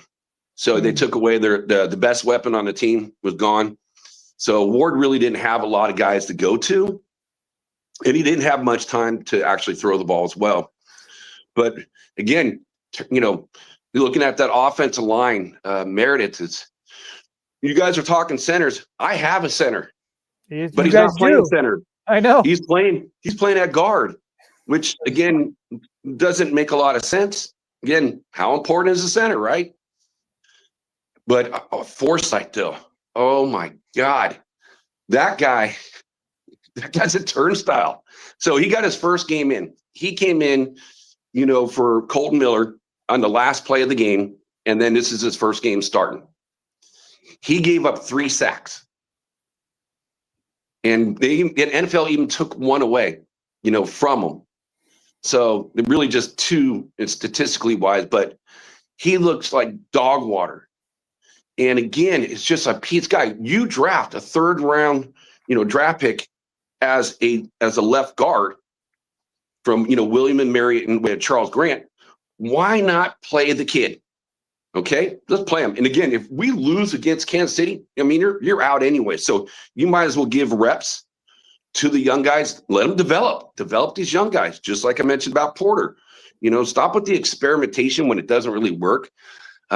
Genty, though, want to experiment against the Chiefs, though? Is that the thing? No, well, but again, I just look at Forsythe. If you're giving up 3 sacks against a bad Tennessee team, what's that going to look like against Kansas City? So, I mean, yes, it's kind of hard. I would have rather they've done it this game against Tennessee to see what we got, and not do it against a team like Kansas City, because Kansas City, they're back. I mean, they are definitely back. And I almost forgot. I wanted to salute everybody out too. Jack G. Saying they're back. God bless them. Raider Fearless, Sacktown, Willie Wayne, Chewy, my boy Nav in the chat right now. I can't say his name. Mauricio 76 Iron 2717 Kev and Win and Lose. Thank you guys for all joining. But it was a Genty show, and they did this, because they had the lead pretty much the whole game. So again, you're going to run the ball more, waste time. What I noticed though is that they used a lot more Jack Besh in this game. So again, since they're running the ball, Jack Besh is kind of a tweener between a wide receiver, and he played tight end in college. So they were using him more on the run. Thornton didn't even really see the field. I understand that you thought why JPJ is a guard. Merritt is not a guard. I certainly do not want him at tackle. I get JP at guard just for athleticism. Well, I don't know now. I mean, having him at guard's nice. I just like JPJ overall, but I want him back at center. Wasn't Meredith the highest rated guard you guys had on your team last year? Yeah, he was rated 10th in the league. So I don't know what Nav is saying where he's not a guard. I mean, I would have thought that's where he would flourish, is at guard and JPJ at center. which makes sense. But we've gone through this for weeks now. I mean, Right. we're not changing Pete's mind, No. Well, my issue here is simple. Is play style maybe? I don't know. Well, no, I don't even care about that. He's lightning out. No, I don't even care about this. This is what my problem is. At some point, Pete Carroll needs to be basically put in his place by somebody else within the team. Pete Carroll has got a bit of an issue. Pete Carroll in Seattle and Pete Carroll now in the Raiders has shown that he has an issue, a big issue. And that is with the offensive line that he puts out on the field. Carried over. It is carried over. So here's the thing. I'm willing to give Grayson credit. He was in Seattle. Maybe he had problems and issues with Russell Wilson. He was trying to like overcompensate by doing stuff, But here's the thing. He didn't have Russell Wilson here. He got Geno Smith, who was coming off of a pretty awesome year, like a really good year in Seattle, right? And so, yeah. So then the question is, all right, well, you have an offensive line that has some issues, right? Like the Raiders were not great last year, and there was a few guys that played fairly well last year, especially near the end for your Raiders. JPJ, I would argue, would be one of them. And so then the question is, like, fill the holes that need filling. Don't overthink something because you're probably going to mess it up, right? Like you need to see what you have first before you start fire sailing stuff and moving stuff around so aggressively. JPJ is the best center on your team. Absolutely. And you're better off having the best guy at the position play at his natural position because it will be the best for your team overall. And if Pete Carroll doesn't understand that, then I fear that I have given him too much credit. I'm starting to wonder if like maybe there's something going on with, because as a center, you're calling out, line up, like where's the linebacker, who's Mike, whatever. You're kind of giving out directions to your guards, and then it goes on to the tackles.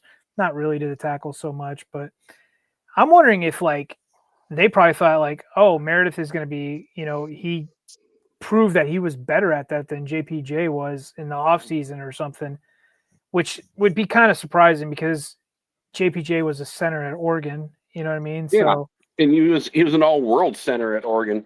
The whole thing is like in the beginning of the year, they had Kappa calling out the plays. So I don't know what it is with the Raiders and JPJ.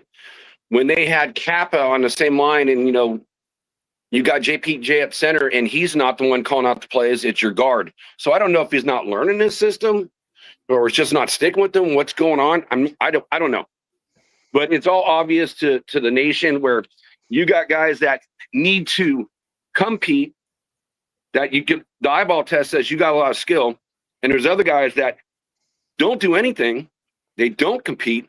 And then compete coach says, hey, just keep going. And that's what I'm starting to see with this team. And I feel like, again, division in the locker room, like we let our best linebacker go last week. It didn't even fly with the team. And right now it's like mysteriously. There's some weird stuff going on in Vegas, huh?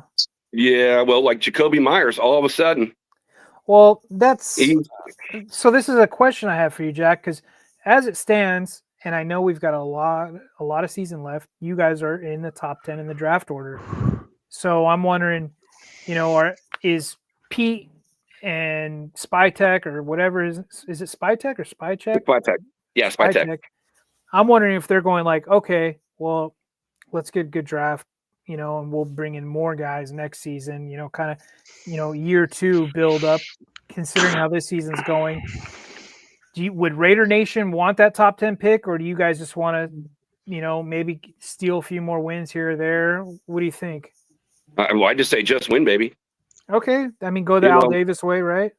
Yeah. I mean, I don't care. Just get the W. If you're going to lose, I want to see a good, product on the field and do your best. But I never want to ever think about tanking or anything like that. And this team's got some some quality pieces on it. I just don't see that. I just don't see the coaching staff using it. So again, the chinks in the armor with Pete. But it is going to be very interesting with Jacoby Myers, because all of a sudden he's not practicing this today. So that's when I threw it out to you guys, going, "Ooh, there is something up in the air." He's being traded. Yeah, I think he's getting traded, and has that Max Crosby, because I knew there was a lot of Raider fans. I don't want to say a lot, but they're like, hey, that's our best chance to build for the future, is probably trading Crosby. Is that kind of gone away? Has that quieted down a little bit in Raider Nation? And now this Jacoby Myers thing's probably taken that other level to it, Well, I'd have to say, with Max, that's just the media. Max ain't going anywhere.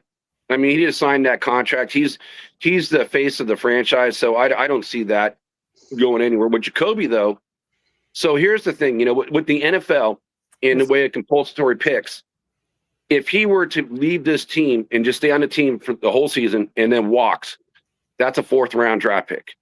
So a team is going to have to offer at least a third. Otherwise, why would you trade a guy when you get a season out of him and you're going to get a 4th-rounder anyways? So yeah, with Jacoby, it's going to be very interesting. I don't know what they're going to do with them. The short answer is, Jack, I don't believe that 4th round is guaranteed. That's a comp pick you're talking about, right? It's a comp pick, yeah. No, but I don't believe that 4th round is guaranteed. Hey, do you see this question, Jack? He's like, hey, Jack, besides Geno, was there a reason why Pete Carroll and Spytek didn't trust any QBs to pick up in this past draft to play behind Geno or AOC, or were they going all in this season? Well, I think they thought they were going all in this season.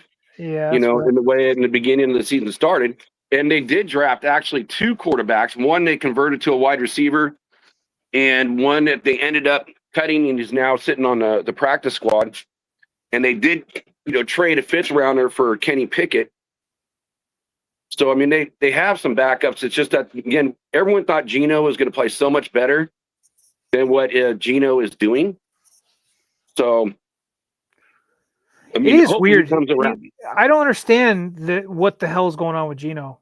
And this was the first week I didn't catch any of your game, Jack. I usually try to catch all our division games. Yep. I didn't catch any of the Raider Titans game, but I don't understand what the heck's going on with Geno. You guys had. I mean, is it because Bowers has been out? That might be a thing. I'm not sure. Well, Bowers is out. He's not going to come back until after the bye week. I mean, but I'm talking about Geno last year. Sorry to interrupt you, but I'm talking about him at behind a probably worse O-line than your guys' O-line. Was super accurate. He's kind of getting a similar system with Pete, and it's just like he's throwing it to the defenders, every game, right?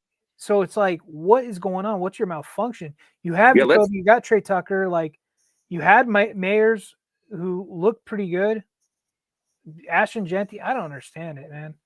Yeah, let's circle back to the Tennessee game. So in all the first games of the season, Geno was trying to force the ball downfield. We're using Dante Thornton. We thought we can just dominate down the field.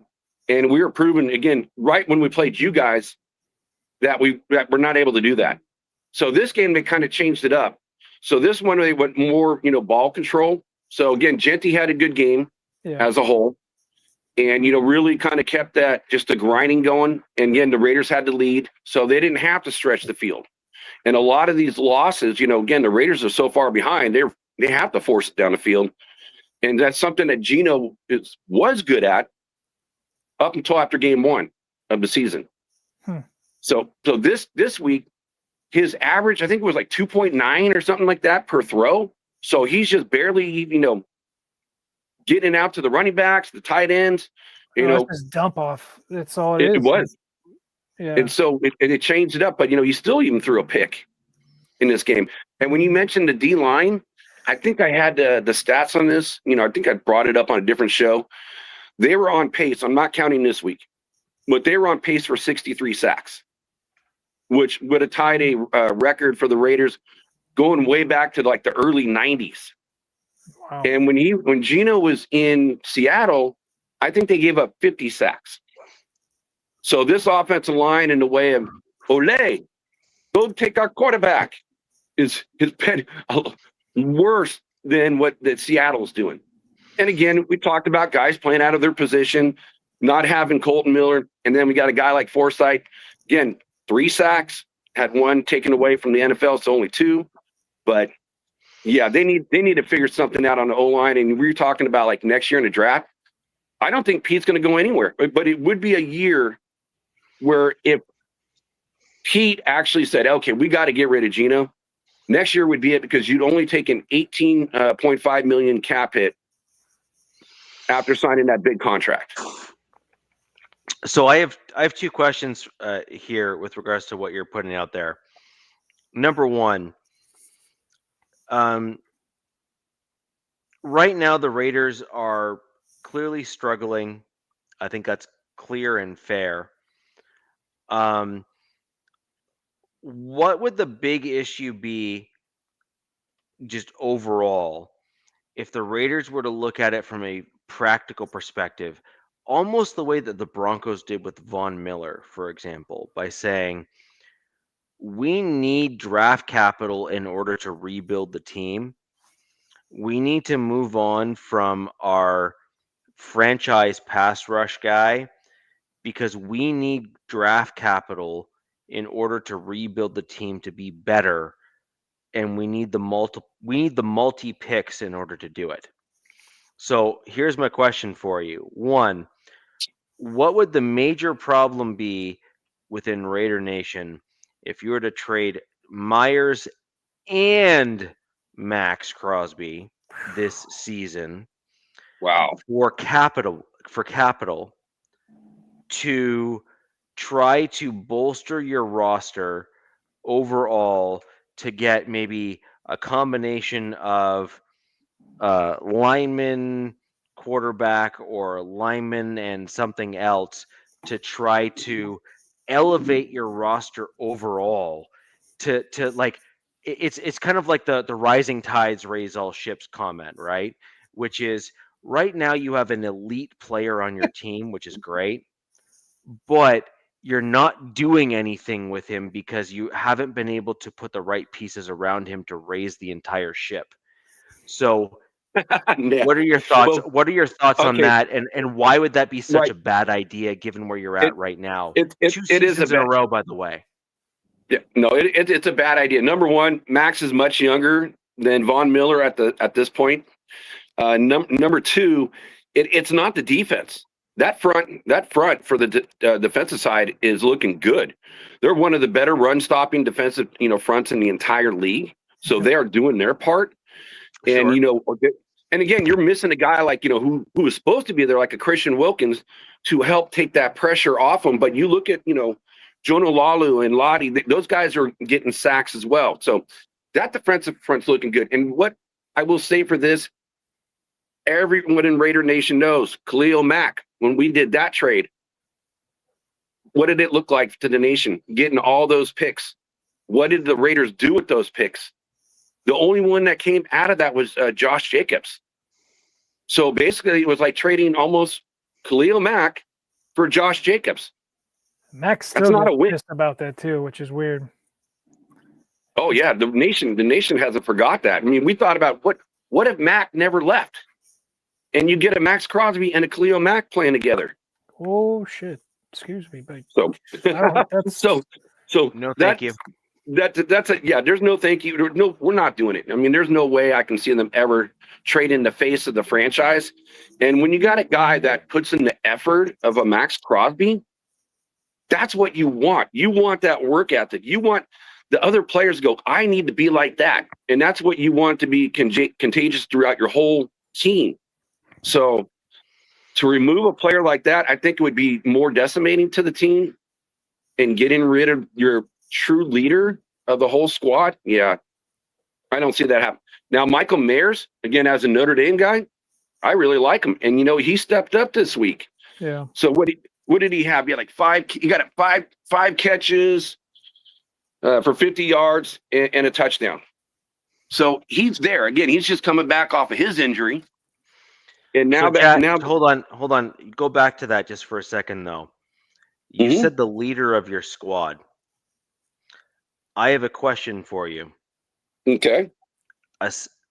Remove one player, and I'm going to see if you pick up on who I'm referring to in terms of the one player. Which team has ever gone on to be a dynasty or won a Super Bowl where an edge rusher is the leader of the squad?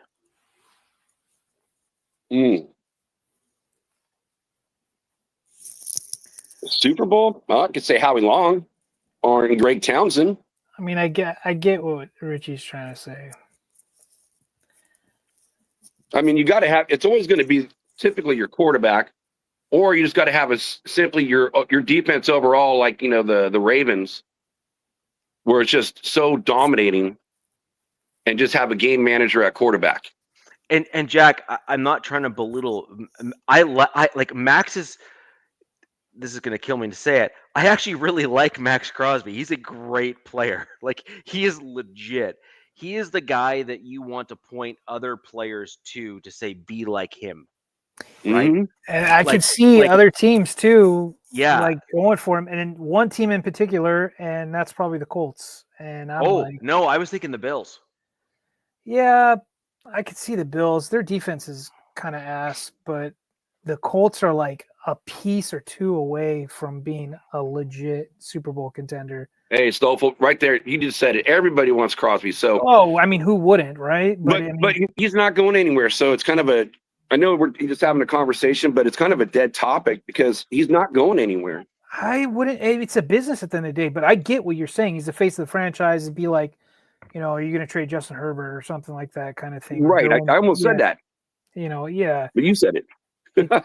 But real quick, we're talking about Mac, Khalil Mack. So when I was bringing up Devin White and his game, he's the first player to get, again, a strip sack, an interception, and since 2016, and with the solo tackles that he got to, the 5 solo was Khalil Mack. So wow. So the first time since then. So yeah, it was just a big, huge game. Again, with Cleo, Raider Nation knows that's a mistake. We're not going to do that with Max. So do you think that like Bowers being out is Bowers been like essentially like the engine that made this offense move, and him being out is kind of derailed things a little bit? Well, it's a huge factor. I mean, you look at what he did last year. I mean, just setting, all-time records, and then him coming back, which kind of makes you wonder, it's like, why did the Raiders coaching staff and the medical staff let him come back and let him play for a couple more weeks to, even hurt his knee even more? And he hasn't played, the last couple weeks, and he's going to be out until after the bye week. So I mean, he's your guys' pride and joy right now outside of Genty. So I think they're like, dude, for our future, let's not risk his knee or anything like that. You know what I mean? Because I think he heard it before you guys played us, the Chargers, right? Because he did not look right in that game. But he was still on like 1.5 legs and still looked pretty damn good. So I'm thinking that's probably what's going on. But that still doesn't. Oh, Jack just dipped off. But that still doesn't. Newsom. I'm still not giving that excuse why Geno has been so bad, and let me see. I don't know. Hey, Gavin cut off my power. You guys owe each other a Coke because Richie said the same thing.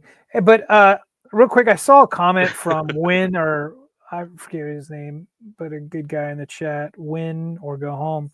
He said something earlier when I was talking about the Chargers that I was like, didn't make any sense. He said James took first rep or something like that. And I'm like, that doesn't make any sense to me.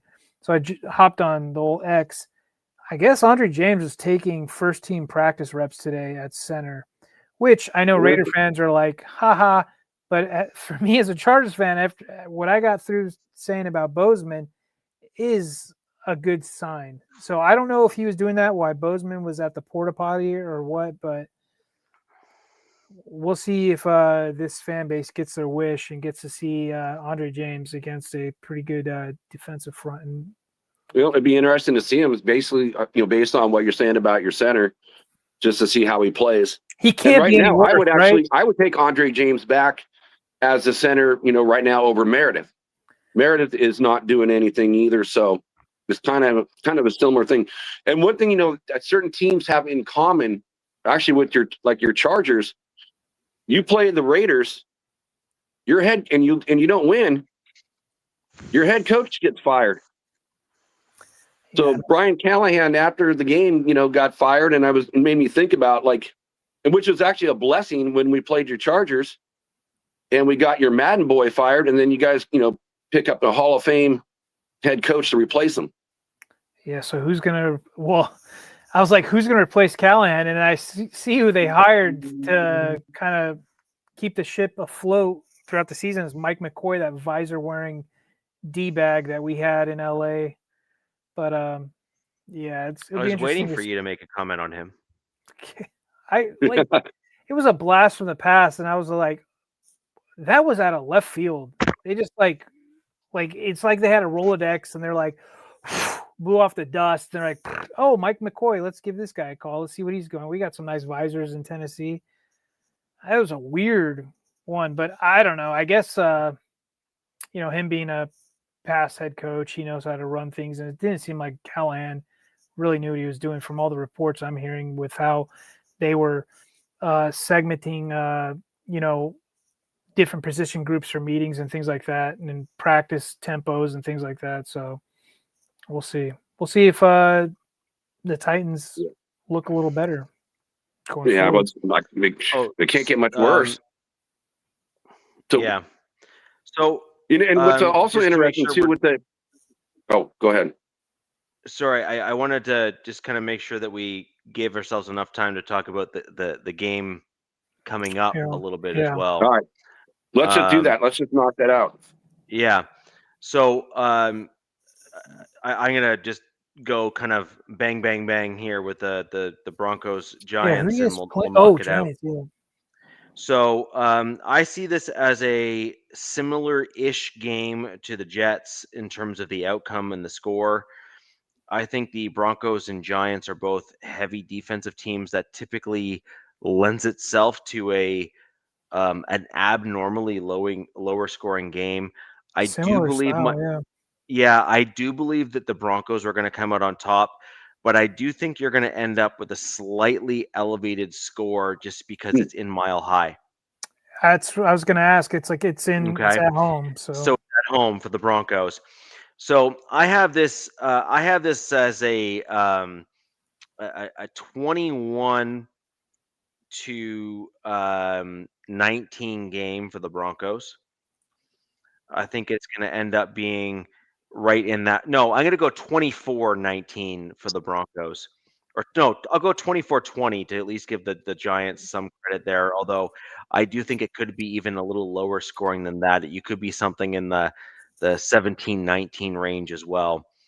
I think that there's going to be a defensive turnover for the Broncos. It just seems to kind of happen every so often. I think this might be the game where that happens. The Giants have a great defensive front, generally speaking, and I think they just match up well against the Denver Broncos. Another piece here as well, I do want to kind of just bring this up. This is the game where the Broncos are going to induct DT into the Ring of Fame. Oh, Demaryius. Okay, this is Demaryius Thomas. For those who don't know who DT is, he was and is basically a Broncos legend in terms of the way he played.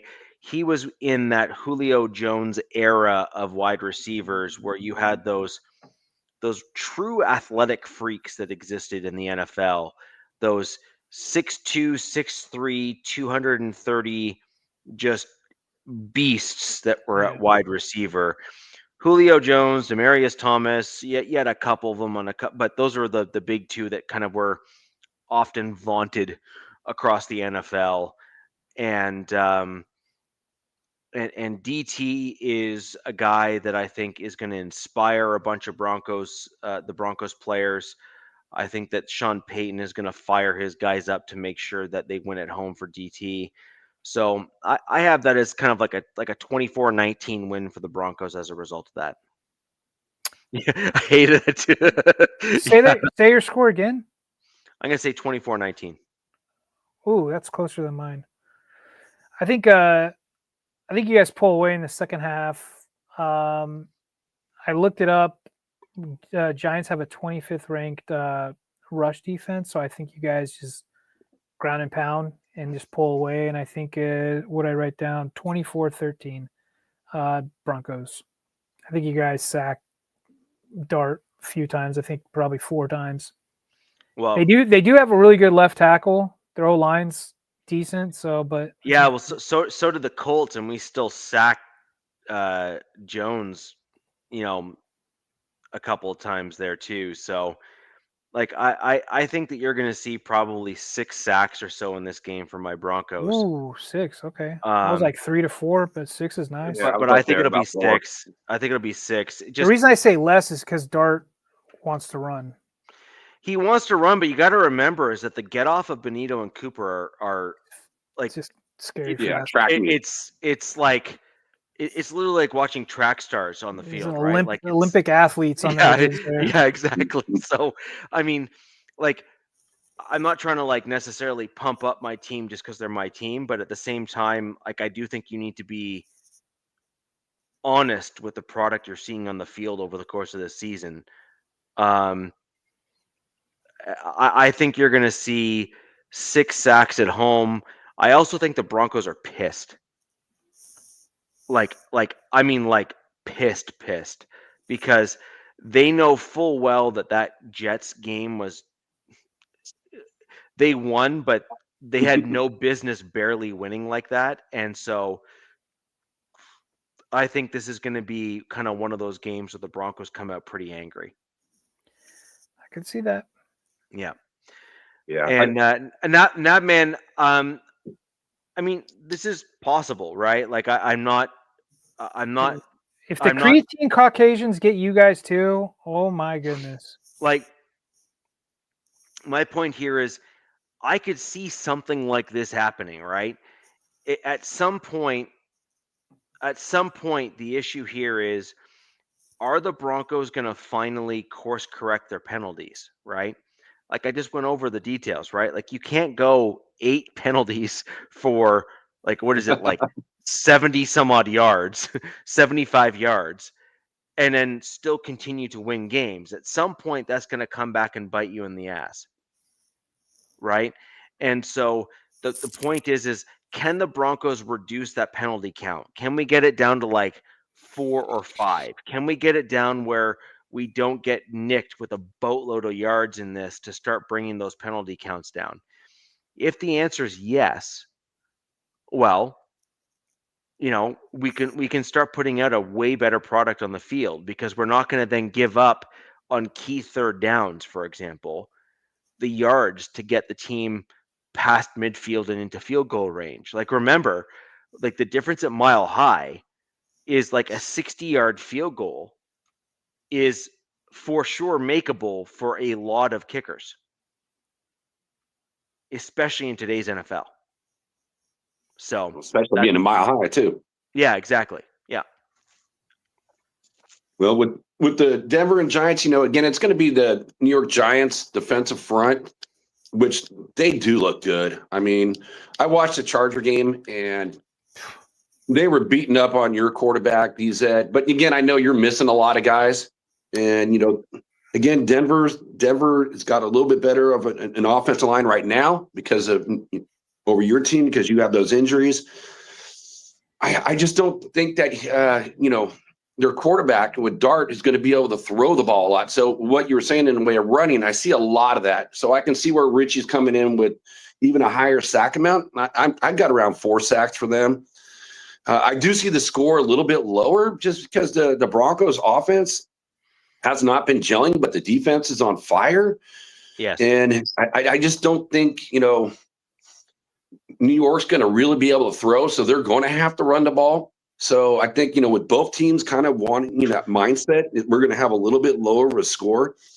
I got it 23-17 Broncos. So I'm kind of in between the two of you guys in the way of what, New York gets, and just 1 point less than what Denver's going to have. Yeah, I think that's fair. I think what you're going to see, honestly, just in my opinion, in this game is going to be Nick Medito, as long as he remains healthy and on track. I think he's going to have himself a bit of a game here. I think he's got too many moves to put on a Giants offensive line.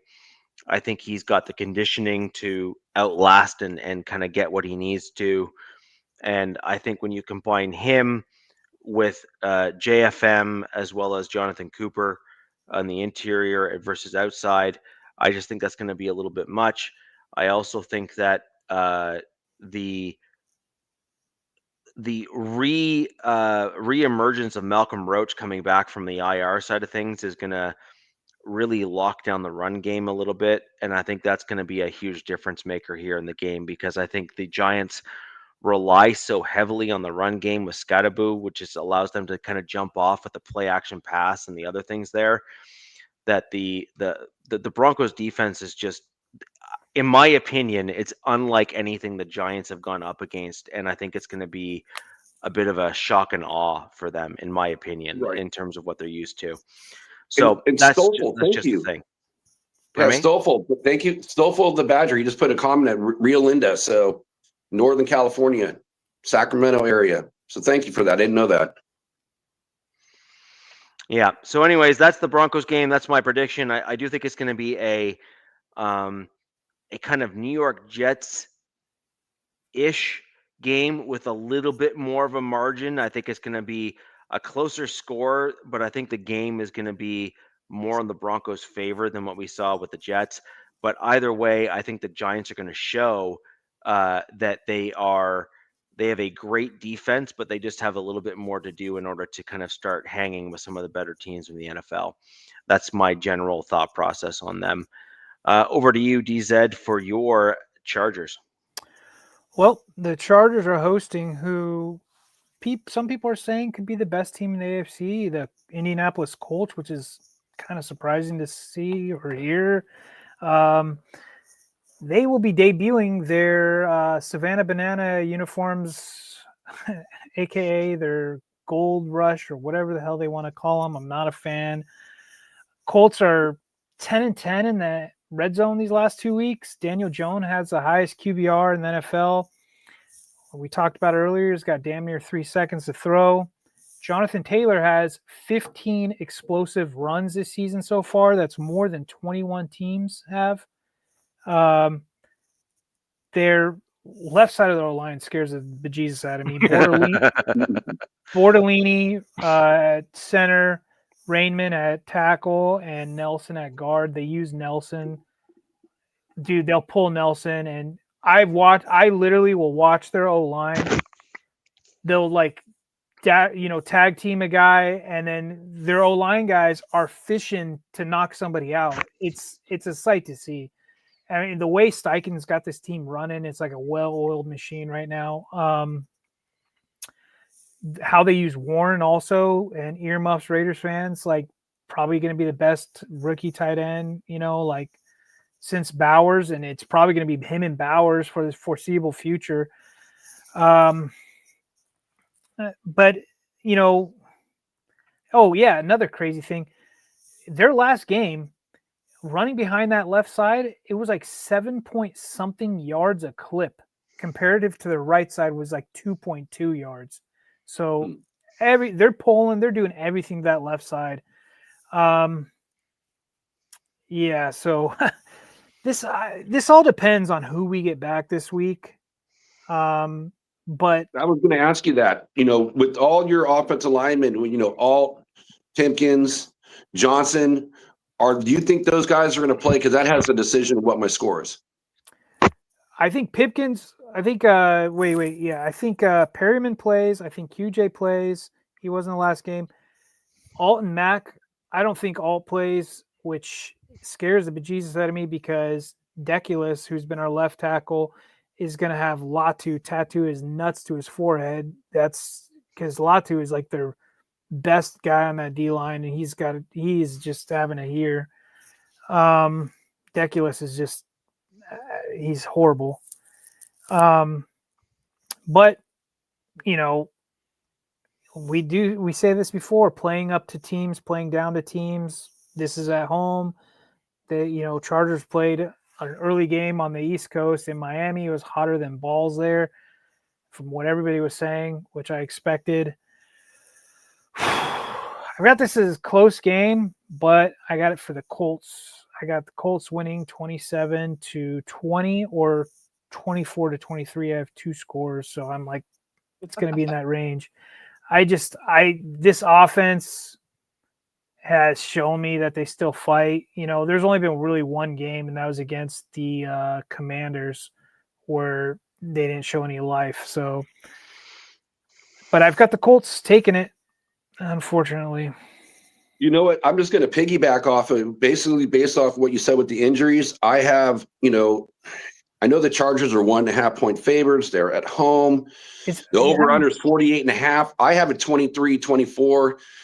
The Colts they just look impressive. I mean, yeah, they barely beat, Richie's team with that amazing defense. They smoked my Raiders, the Raider Nation team, 40-6. Another thing I forgot to mention, they have a lot of cornerbacks out. And then they also lost some other guys. So they lost it looks like both their gunners on special teams are going to be out this week as well. So that should help our special teams. It looks like Darius Davis is back, who has been our main guy. He's been missing for a few weeks. So I'm thinking that's what keeps his score even. But another thing about the Colts is they pass in the first half. They dink and dunk pass, right, in the first half. And then in the second half, they unleash Taylor. If you look at his stats, he almost doesn't even really play the first half.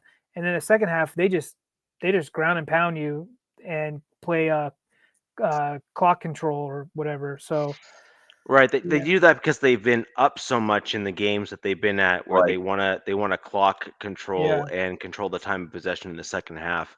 So that's you have to start looking at where they're at as they're entering in the second half. Is that a byproduct of where they're at, or is that an actual game plan? I'm not convinced that it's a game plan. I'm more convinced that it's just like how they've entered a lot of games into the second half. I mean, one of my keys I was talking to in a chat, I was like, if the Chargers don't have a lead going into halftime, I give them zero chance, because it's just that clock management that they can do with that run game. And then for 3 weeks in a row or 4 weeks in a row, going back to probably Denver, this defense has been getting gashed on the edges. They're letting guys go untouched, and you just can't do that with Taylor. So I was really hoping Mac would come back and set that edge, because that's what he's been great at. So, I mean, they're going to have some really serious talks coming into this week about how they want to approach this game. Sure, I'm going to be super brief. My score prediction is 34. Ooh, that's high. 20. I'm going to say 34-27 for the Colts. Wow. I give a lot of credit to Justin Herbert. I think he's a great quarterback in the NFL, and I think that he has shown this season in particular, DZ, that despite being dealt a crap hand, he's done very well. Yeah. Right, and so I only give your team that score because of your quarterback, if I'm going to be honest. Fair. Who I believe deserves credit for what he's put on the field. And so I have 34-27 Colts, because I think your quarterback kind of pulls some magic out again. I think he does some interesting stuff. I think he's got a lot of grit and a lot of grind, that kind of stuff. He certainly doesn't look like he should be that type of dude, but he plays like that. When you see him on the field, he will put himself in harm's way to try to win a game. And that is a great leader quality, in my opinion. It forces other players around him to level up as opposed to skate by. And I think that's a good thing. Well, he does have a new girlfriend this year, so maybe that's where this is coming from. I'm not sure. So well, I mean, the post-game activities as a result of proving your manhood is certainly probably not hurting his his play on the field. We'll put it that way. Yeah. But with regards to just what I expect, I do think the Colts are just they are a very, very well built and They're well coached solid. team. They Solid really team. are. You know, Now I do think my Broncos, just in fairness, I think we should have beaten them based on where the game was. I'm just calling Yeah. a duck a duck. If you have a full drive where 90% of the opponent's drive was based on your own penalties, that's a you problem, not an opponent being better than you. And that's where my kind of take on that is.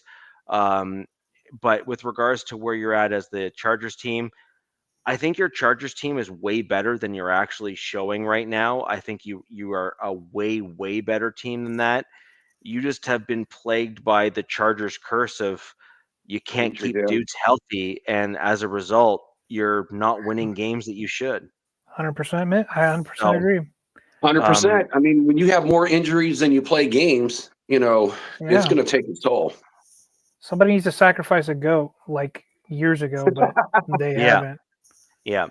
So, anyways, that's where I'm at. I see this as a I don't call it a blowout because it's not a blowout. I think it's to be a closer game, but I think you're going to come back from behind as a result of the Colts kind of like running the ball and all that kind Yeah. of stuff. And I think you're going to just come slightly shy of that victory against a team that is, frankly, I playing think very Taylor well. has like 603 yards or something on the season. Like it's like almost 100 more than the next guy. Like the guy's just killing it. Like, Well, when you have an offensive line that's playing as well as the Colts Right. offensive line Yeah. is, like, I'm sorry, like it's just like I'm not saying it's unfair, but at the same time, like you have to kind of call it for what it I is. think, yeah, they're number one in run blocking and rushing grade. Like, Yeah. come on. Yeah. I was going to say that it feels like they are top three, and I think they're Yeah. even starting to pass up the Eagles' offensive line at this point. Yeah. So, anywho, that's where I'm at with your game there, DZ. I think Jack gave his score. If I recall correctly, what I heard is basically we all believe the Broncos are going to win to varying degrees. We all believe that the Chargers are going to lose to varying degrees. Jack, your thoughts on your game? All right, so we're playing Kansas City Chiefs, and it's just like ET. We're around Halloween. They're back. I mean, Kansas City. They started off slow this year, but wow, have they just improved every single week? They just got done, spanking Detroit 30-17. And where you can see what Kansas City is doing, where they had their issues last year and the year before has been that offensive line not having their tackles. Well, they went off, this offseason, and they signed a defensive tackle from the 49ers, and then they drafted one in the draft in the way of Simmons. So what was an actual weakness for the team, the last couple of years is an actual strength this year. And if you look at it, this offensive line is playing so well. Their block rate is 2.5 seconds last game, 95% of the time. I mean, you're giving Patrick Mahomes, who's the most dangerous cat, in the NFL, that much time, he's going to do things. We talked about it a little earlier. The only team to have 4 wide receivers to have over 100 yards. Rashid Rice is coming back. I don't know how much he's going to actually play because the other guys are playing well. And you just look at what Mahomes against a really good defense, with Detroit, 22 of 30, 257 yards, 3 touchdowns, and he had 10 rushes for 32 yards. Now, for the Raiders to have a chance in this one, you got to only rush 4. And you got to be able to get to the quarterback against this better offensive line. So you better step up, because if you happen to start to blitz people, that's where Mahomes will tear you apart. And the Raiders back end, and I brought it up earlier, we have the worst rated cornerback in the way of Kai Blue Kelly. So it is going to be definitely a difficult game. I don't even want to give the score reality. They have they're top 10 in sacks in the league. They've got the 7th pass defense in the league, and they get 311 yards per game on the offense, and none of it's really running. It's almost all of it's Patrick Mahomes. So dude, I think the Raiders will be able to stop the run, but Patrick is just Patrick. And I really hate to say this. Boy, I'm glad we don't really have any Kansas City Chiefs fans in this chat. I got the Raiders, and the game spread is 11.5. Is it 11 or 12? It's one of those. Yeah, I've seen it fluctuate. It's crazy. It goes up and down from what I've seen over the last couple of days. And I hate to say it's going to be a double-digit loss for my Raiders. I think they're coming off a big win. Again, it's Tennessee, but I will take it. I'm sorry, Nav. I got to do it, bro. It's until they beat them. Well, I can say this. Here's one last piece. So the Raiders, Patrick Mahomes is 12-2 against the Raiders. And the Raiders' 2 wins are in Kansas City where they are playing. And the Raiders' 2 wins that they have gotten are the same refereeing crew that's going to be this weekend. Wow. So, and when you talked about, so you're saying there's a chance. Yeah, well, I think there's always a chance because it's an AFC West division game. So they always play each other tough. Raiders always play because this is like the Raiders Super Bowl in reality for this season and in years past. So they really do kind of step up against the Chiefs. And again, having that refereeing corps may help because against Detroit, Kansas, they didn't have one penalty. Kansas City, again, getting that refereeing crew, blessings. Yeah. So, I mean, at least I have this crew coming in, and but that's where we got our 2 wins. All right. Hey, this is a big game. This is division. Come on, Rich. So 28-17, I got it for Kansas City. I hope I'm completely wrong, please, but that's what I got. All right, I'm going to be super quick. I think the Raiders D-line is going to be a little bit too much for the Kansas City Chiefs offensive line. I think the Raiders have that battle, and my feelings on defensive line versus offensive line. I believe the D-line kind of wins that battle most often than not. As a result of the D-line of the Raiders typically being quite good, locking down the run and likely leveraging their run blocking skills to then try to apply pressure on the Kansas City Chiefs, who have had one good game in the last little bit against the Lions, albeit it was a very good game, so credit where credit's due. This is a divisional opponent. This is a different ball of wax or a different can of worms, however you'd like to use your euphemisms. As a result, I posted this before you gave your score, Jack, on purpose in our private chat here. I have this as a 21-17 Raiders win. Nice. I believe that the Raiders are going to eke out a win in this game as a result of their D-line and the Chiefs having traditionally struggled this year. The Chiefs have kind of had a bit of an ebb and flow year this year. They've struggled a little bit. I think divisional opponents are going to be a challenge for them.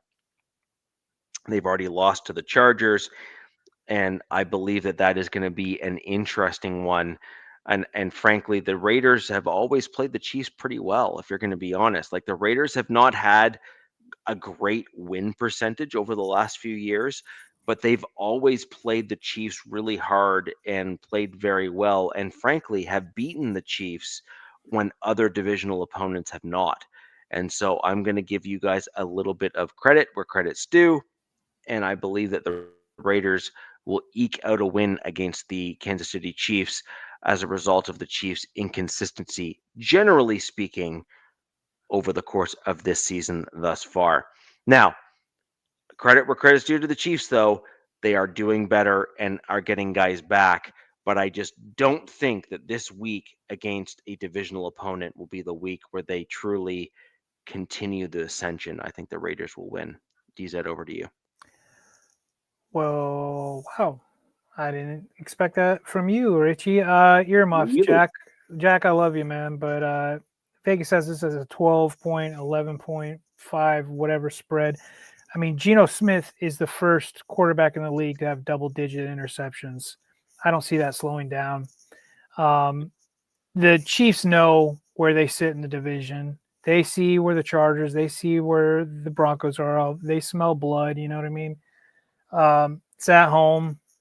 We saw what happened against the Lions, not getting any penalties and them beating the brakes off the Lions, who, everybody thinks everybody thought was a better team. And I personally do too, but I think the Rams won that trade with them getting Stafford and them getting Goff. I think Goff turns into a pumpkin when the lights are shine the brightest. That all being said, I think the Chiefs go full aerial attack on you guys.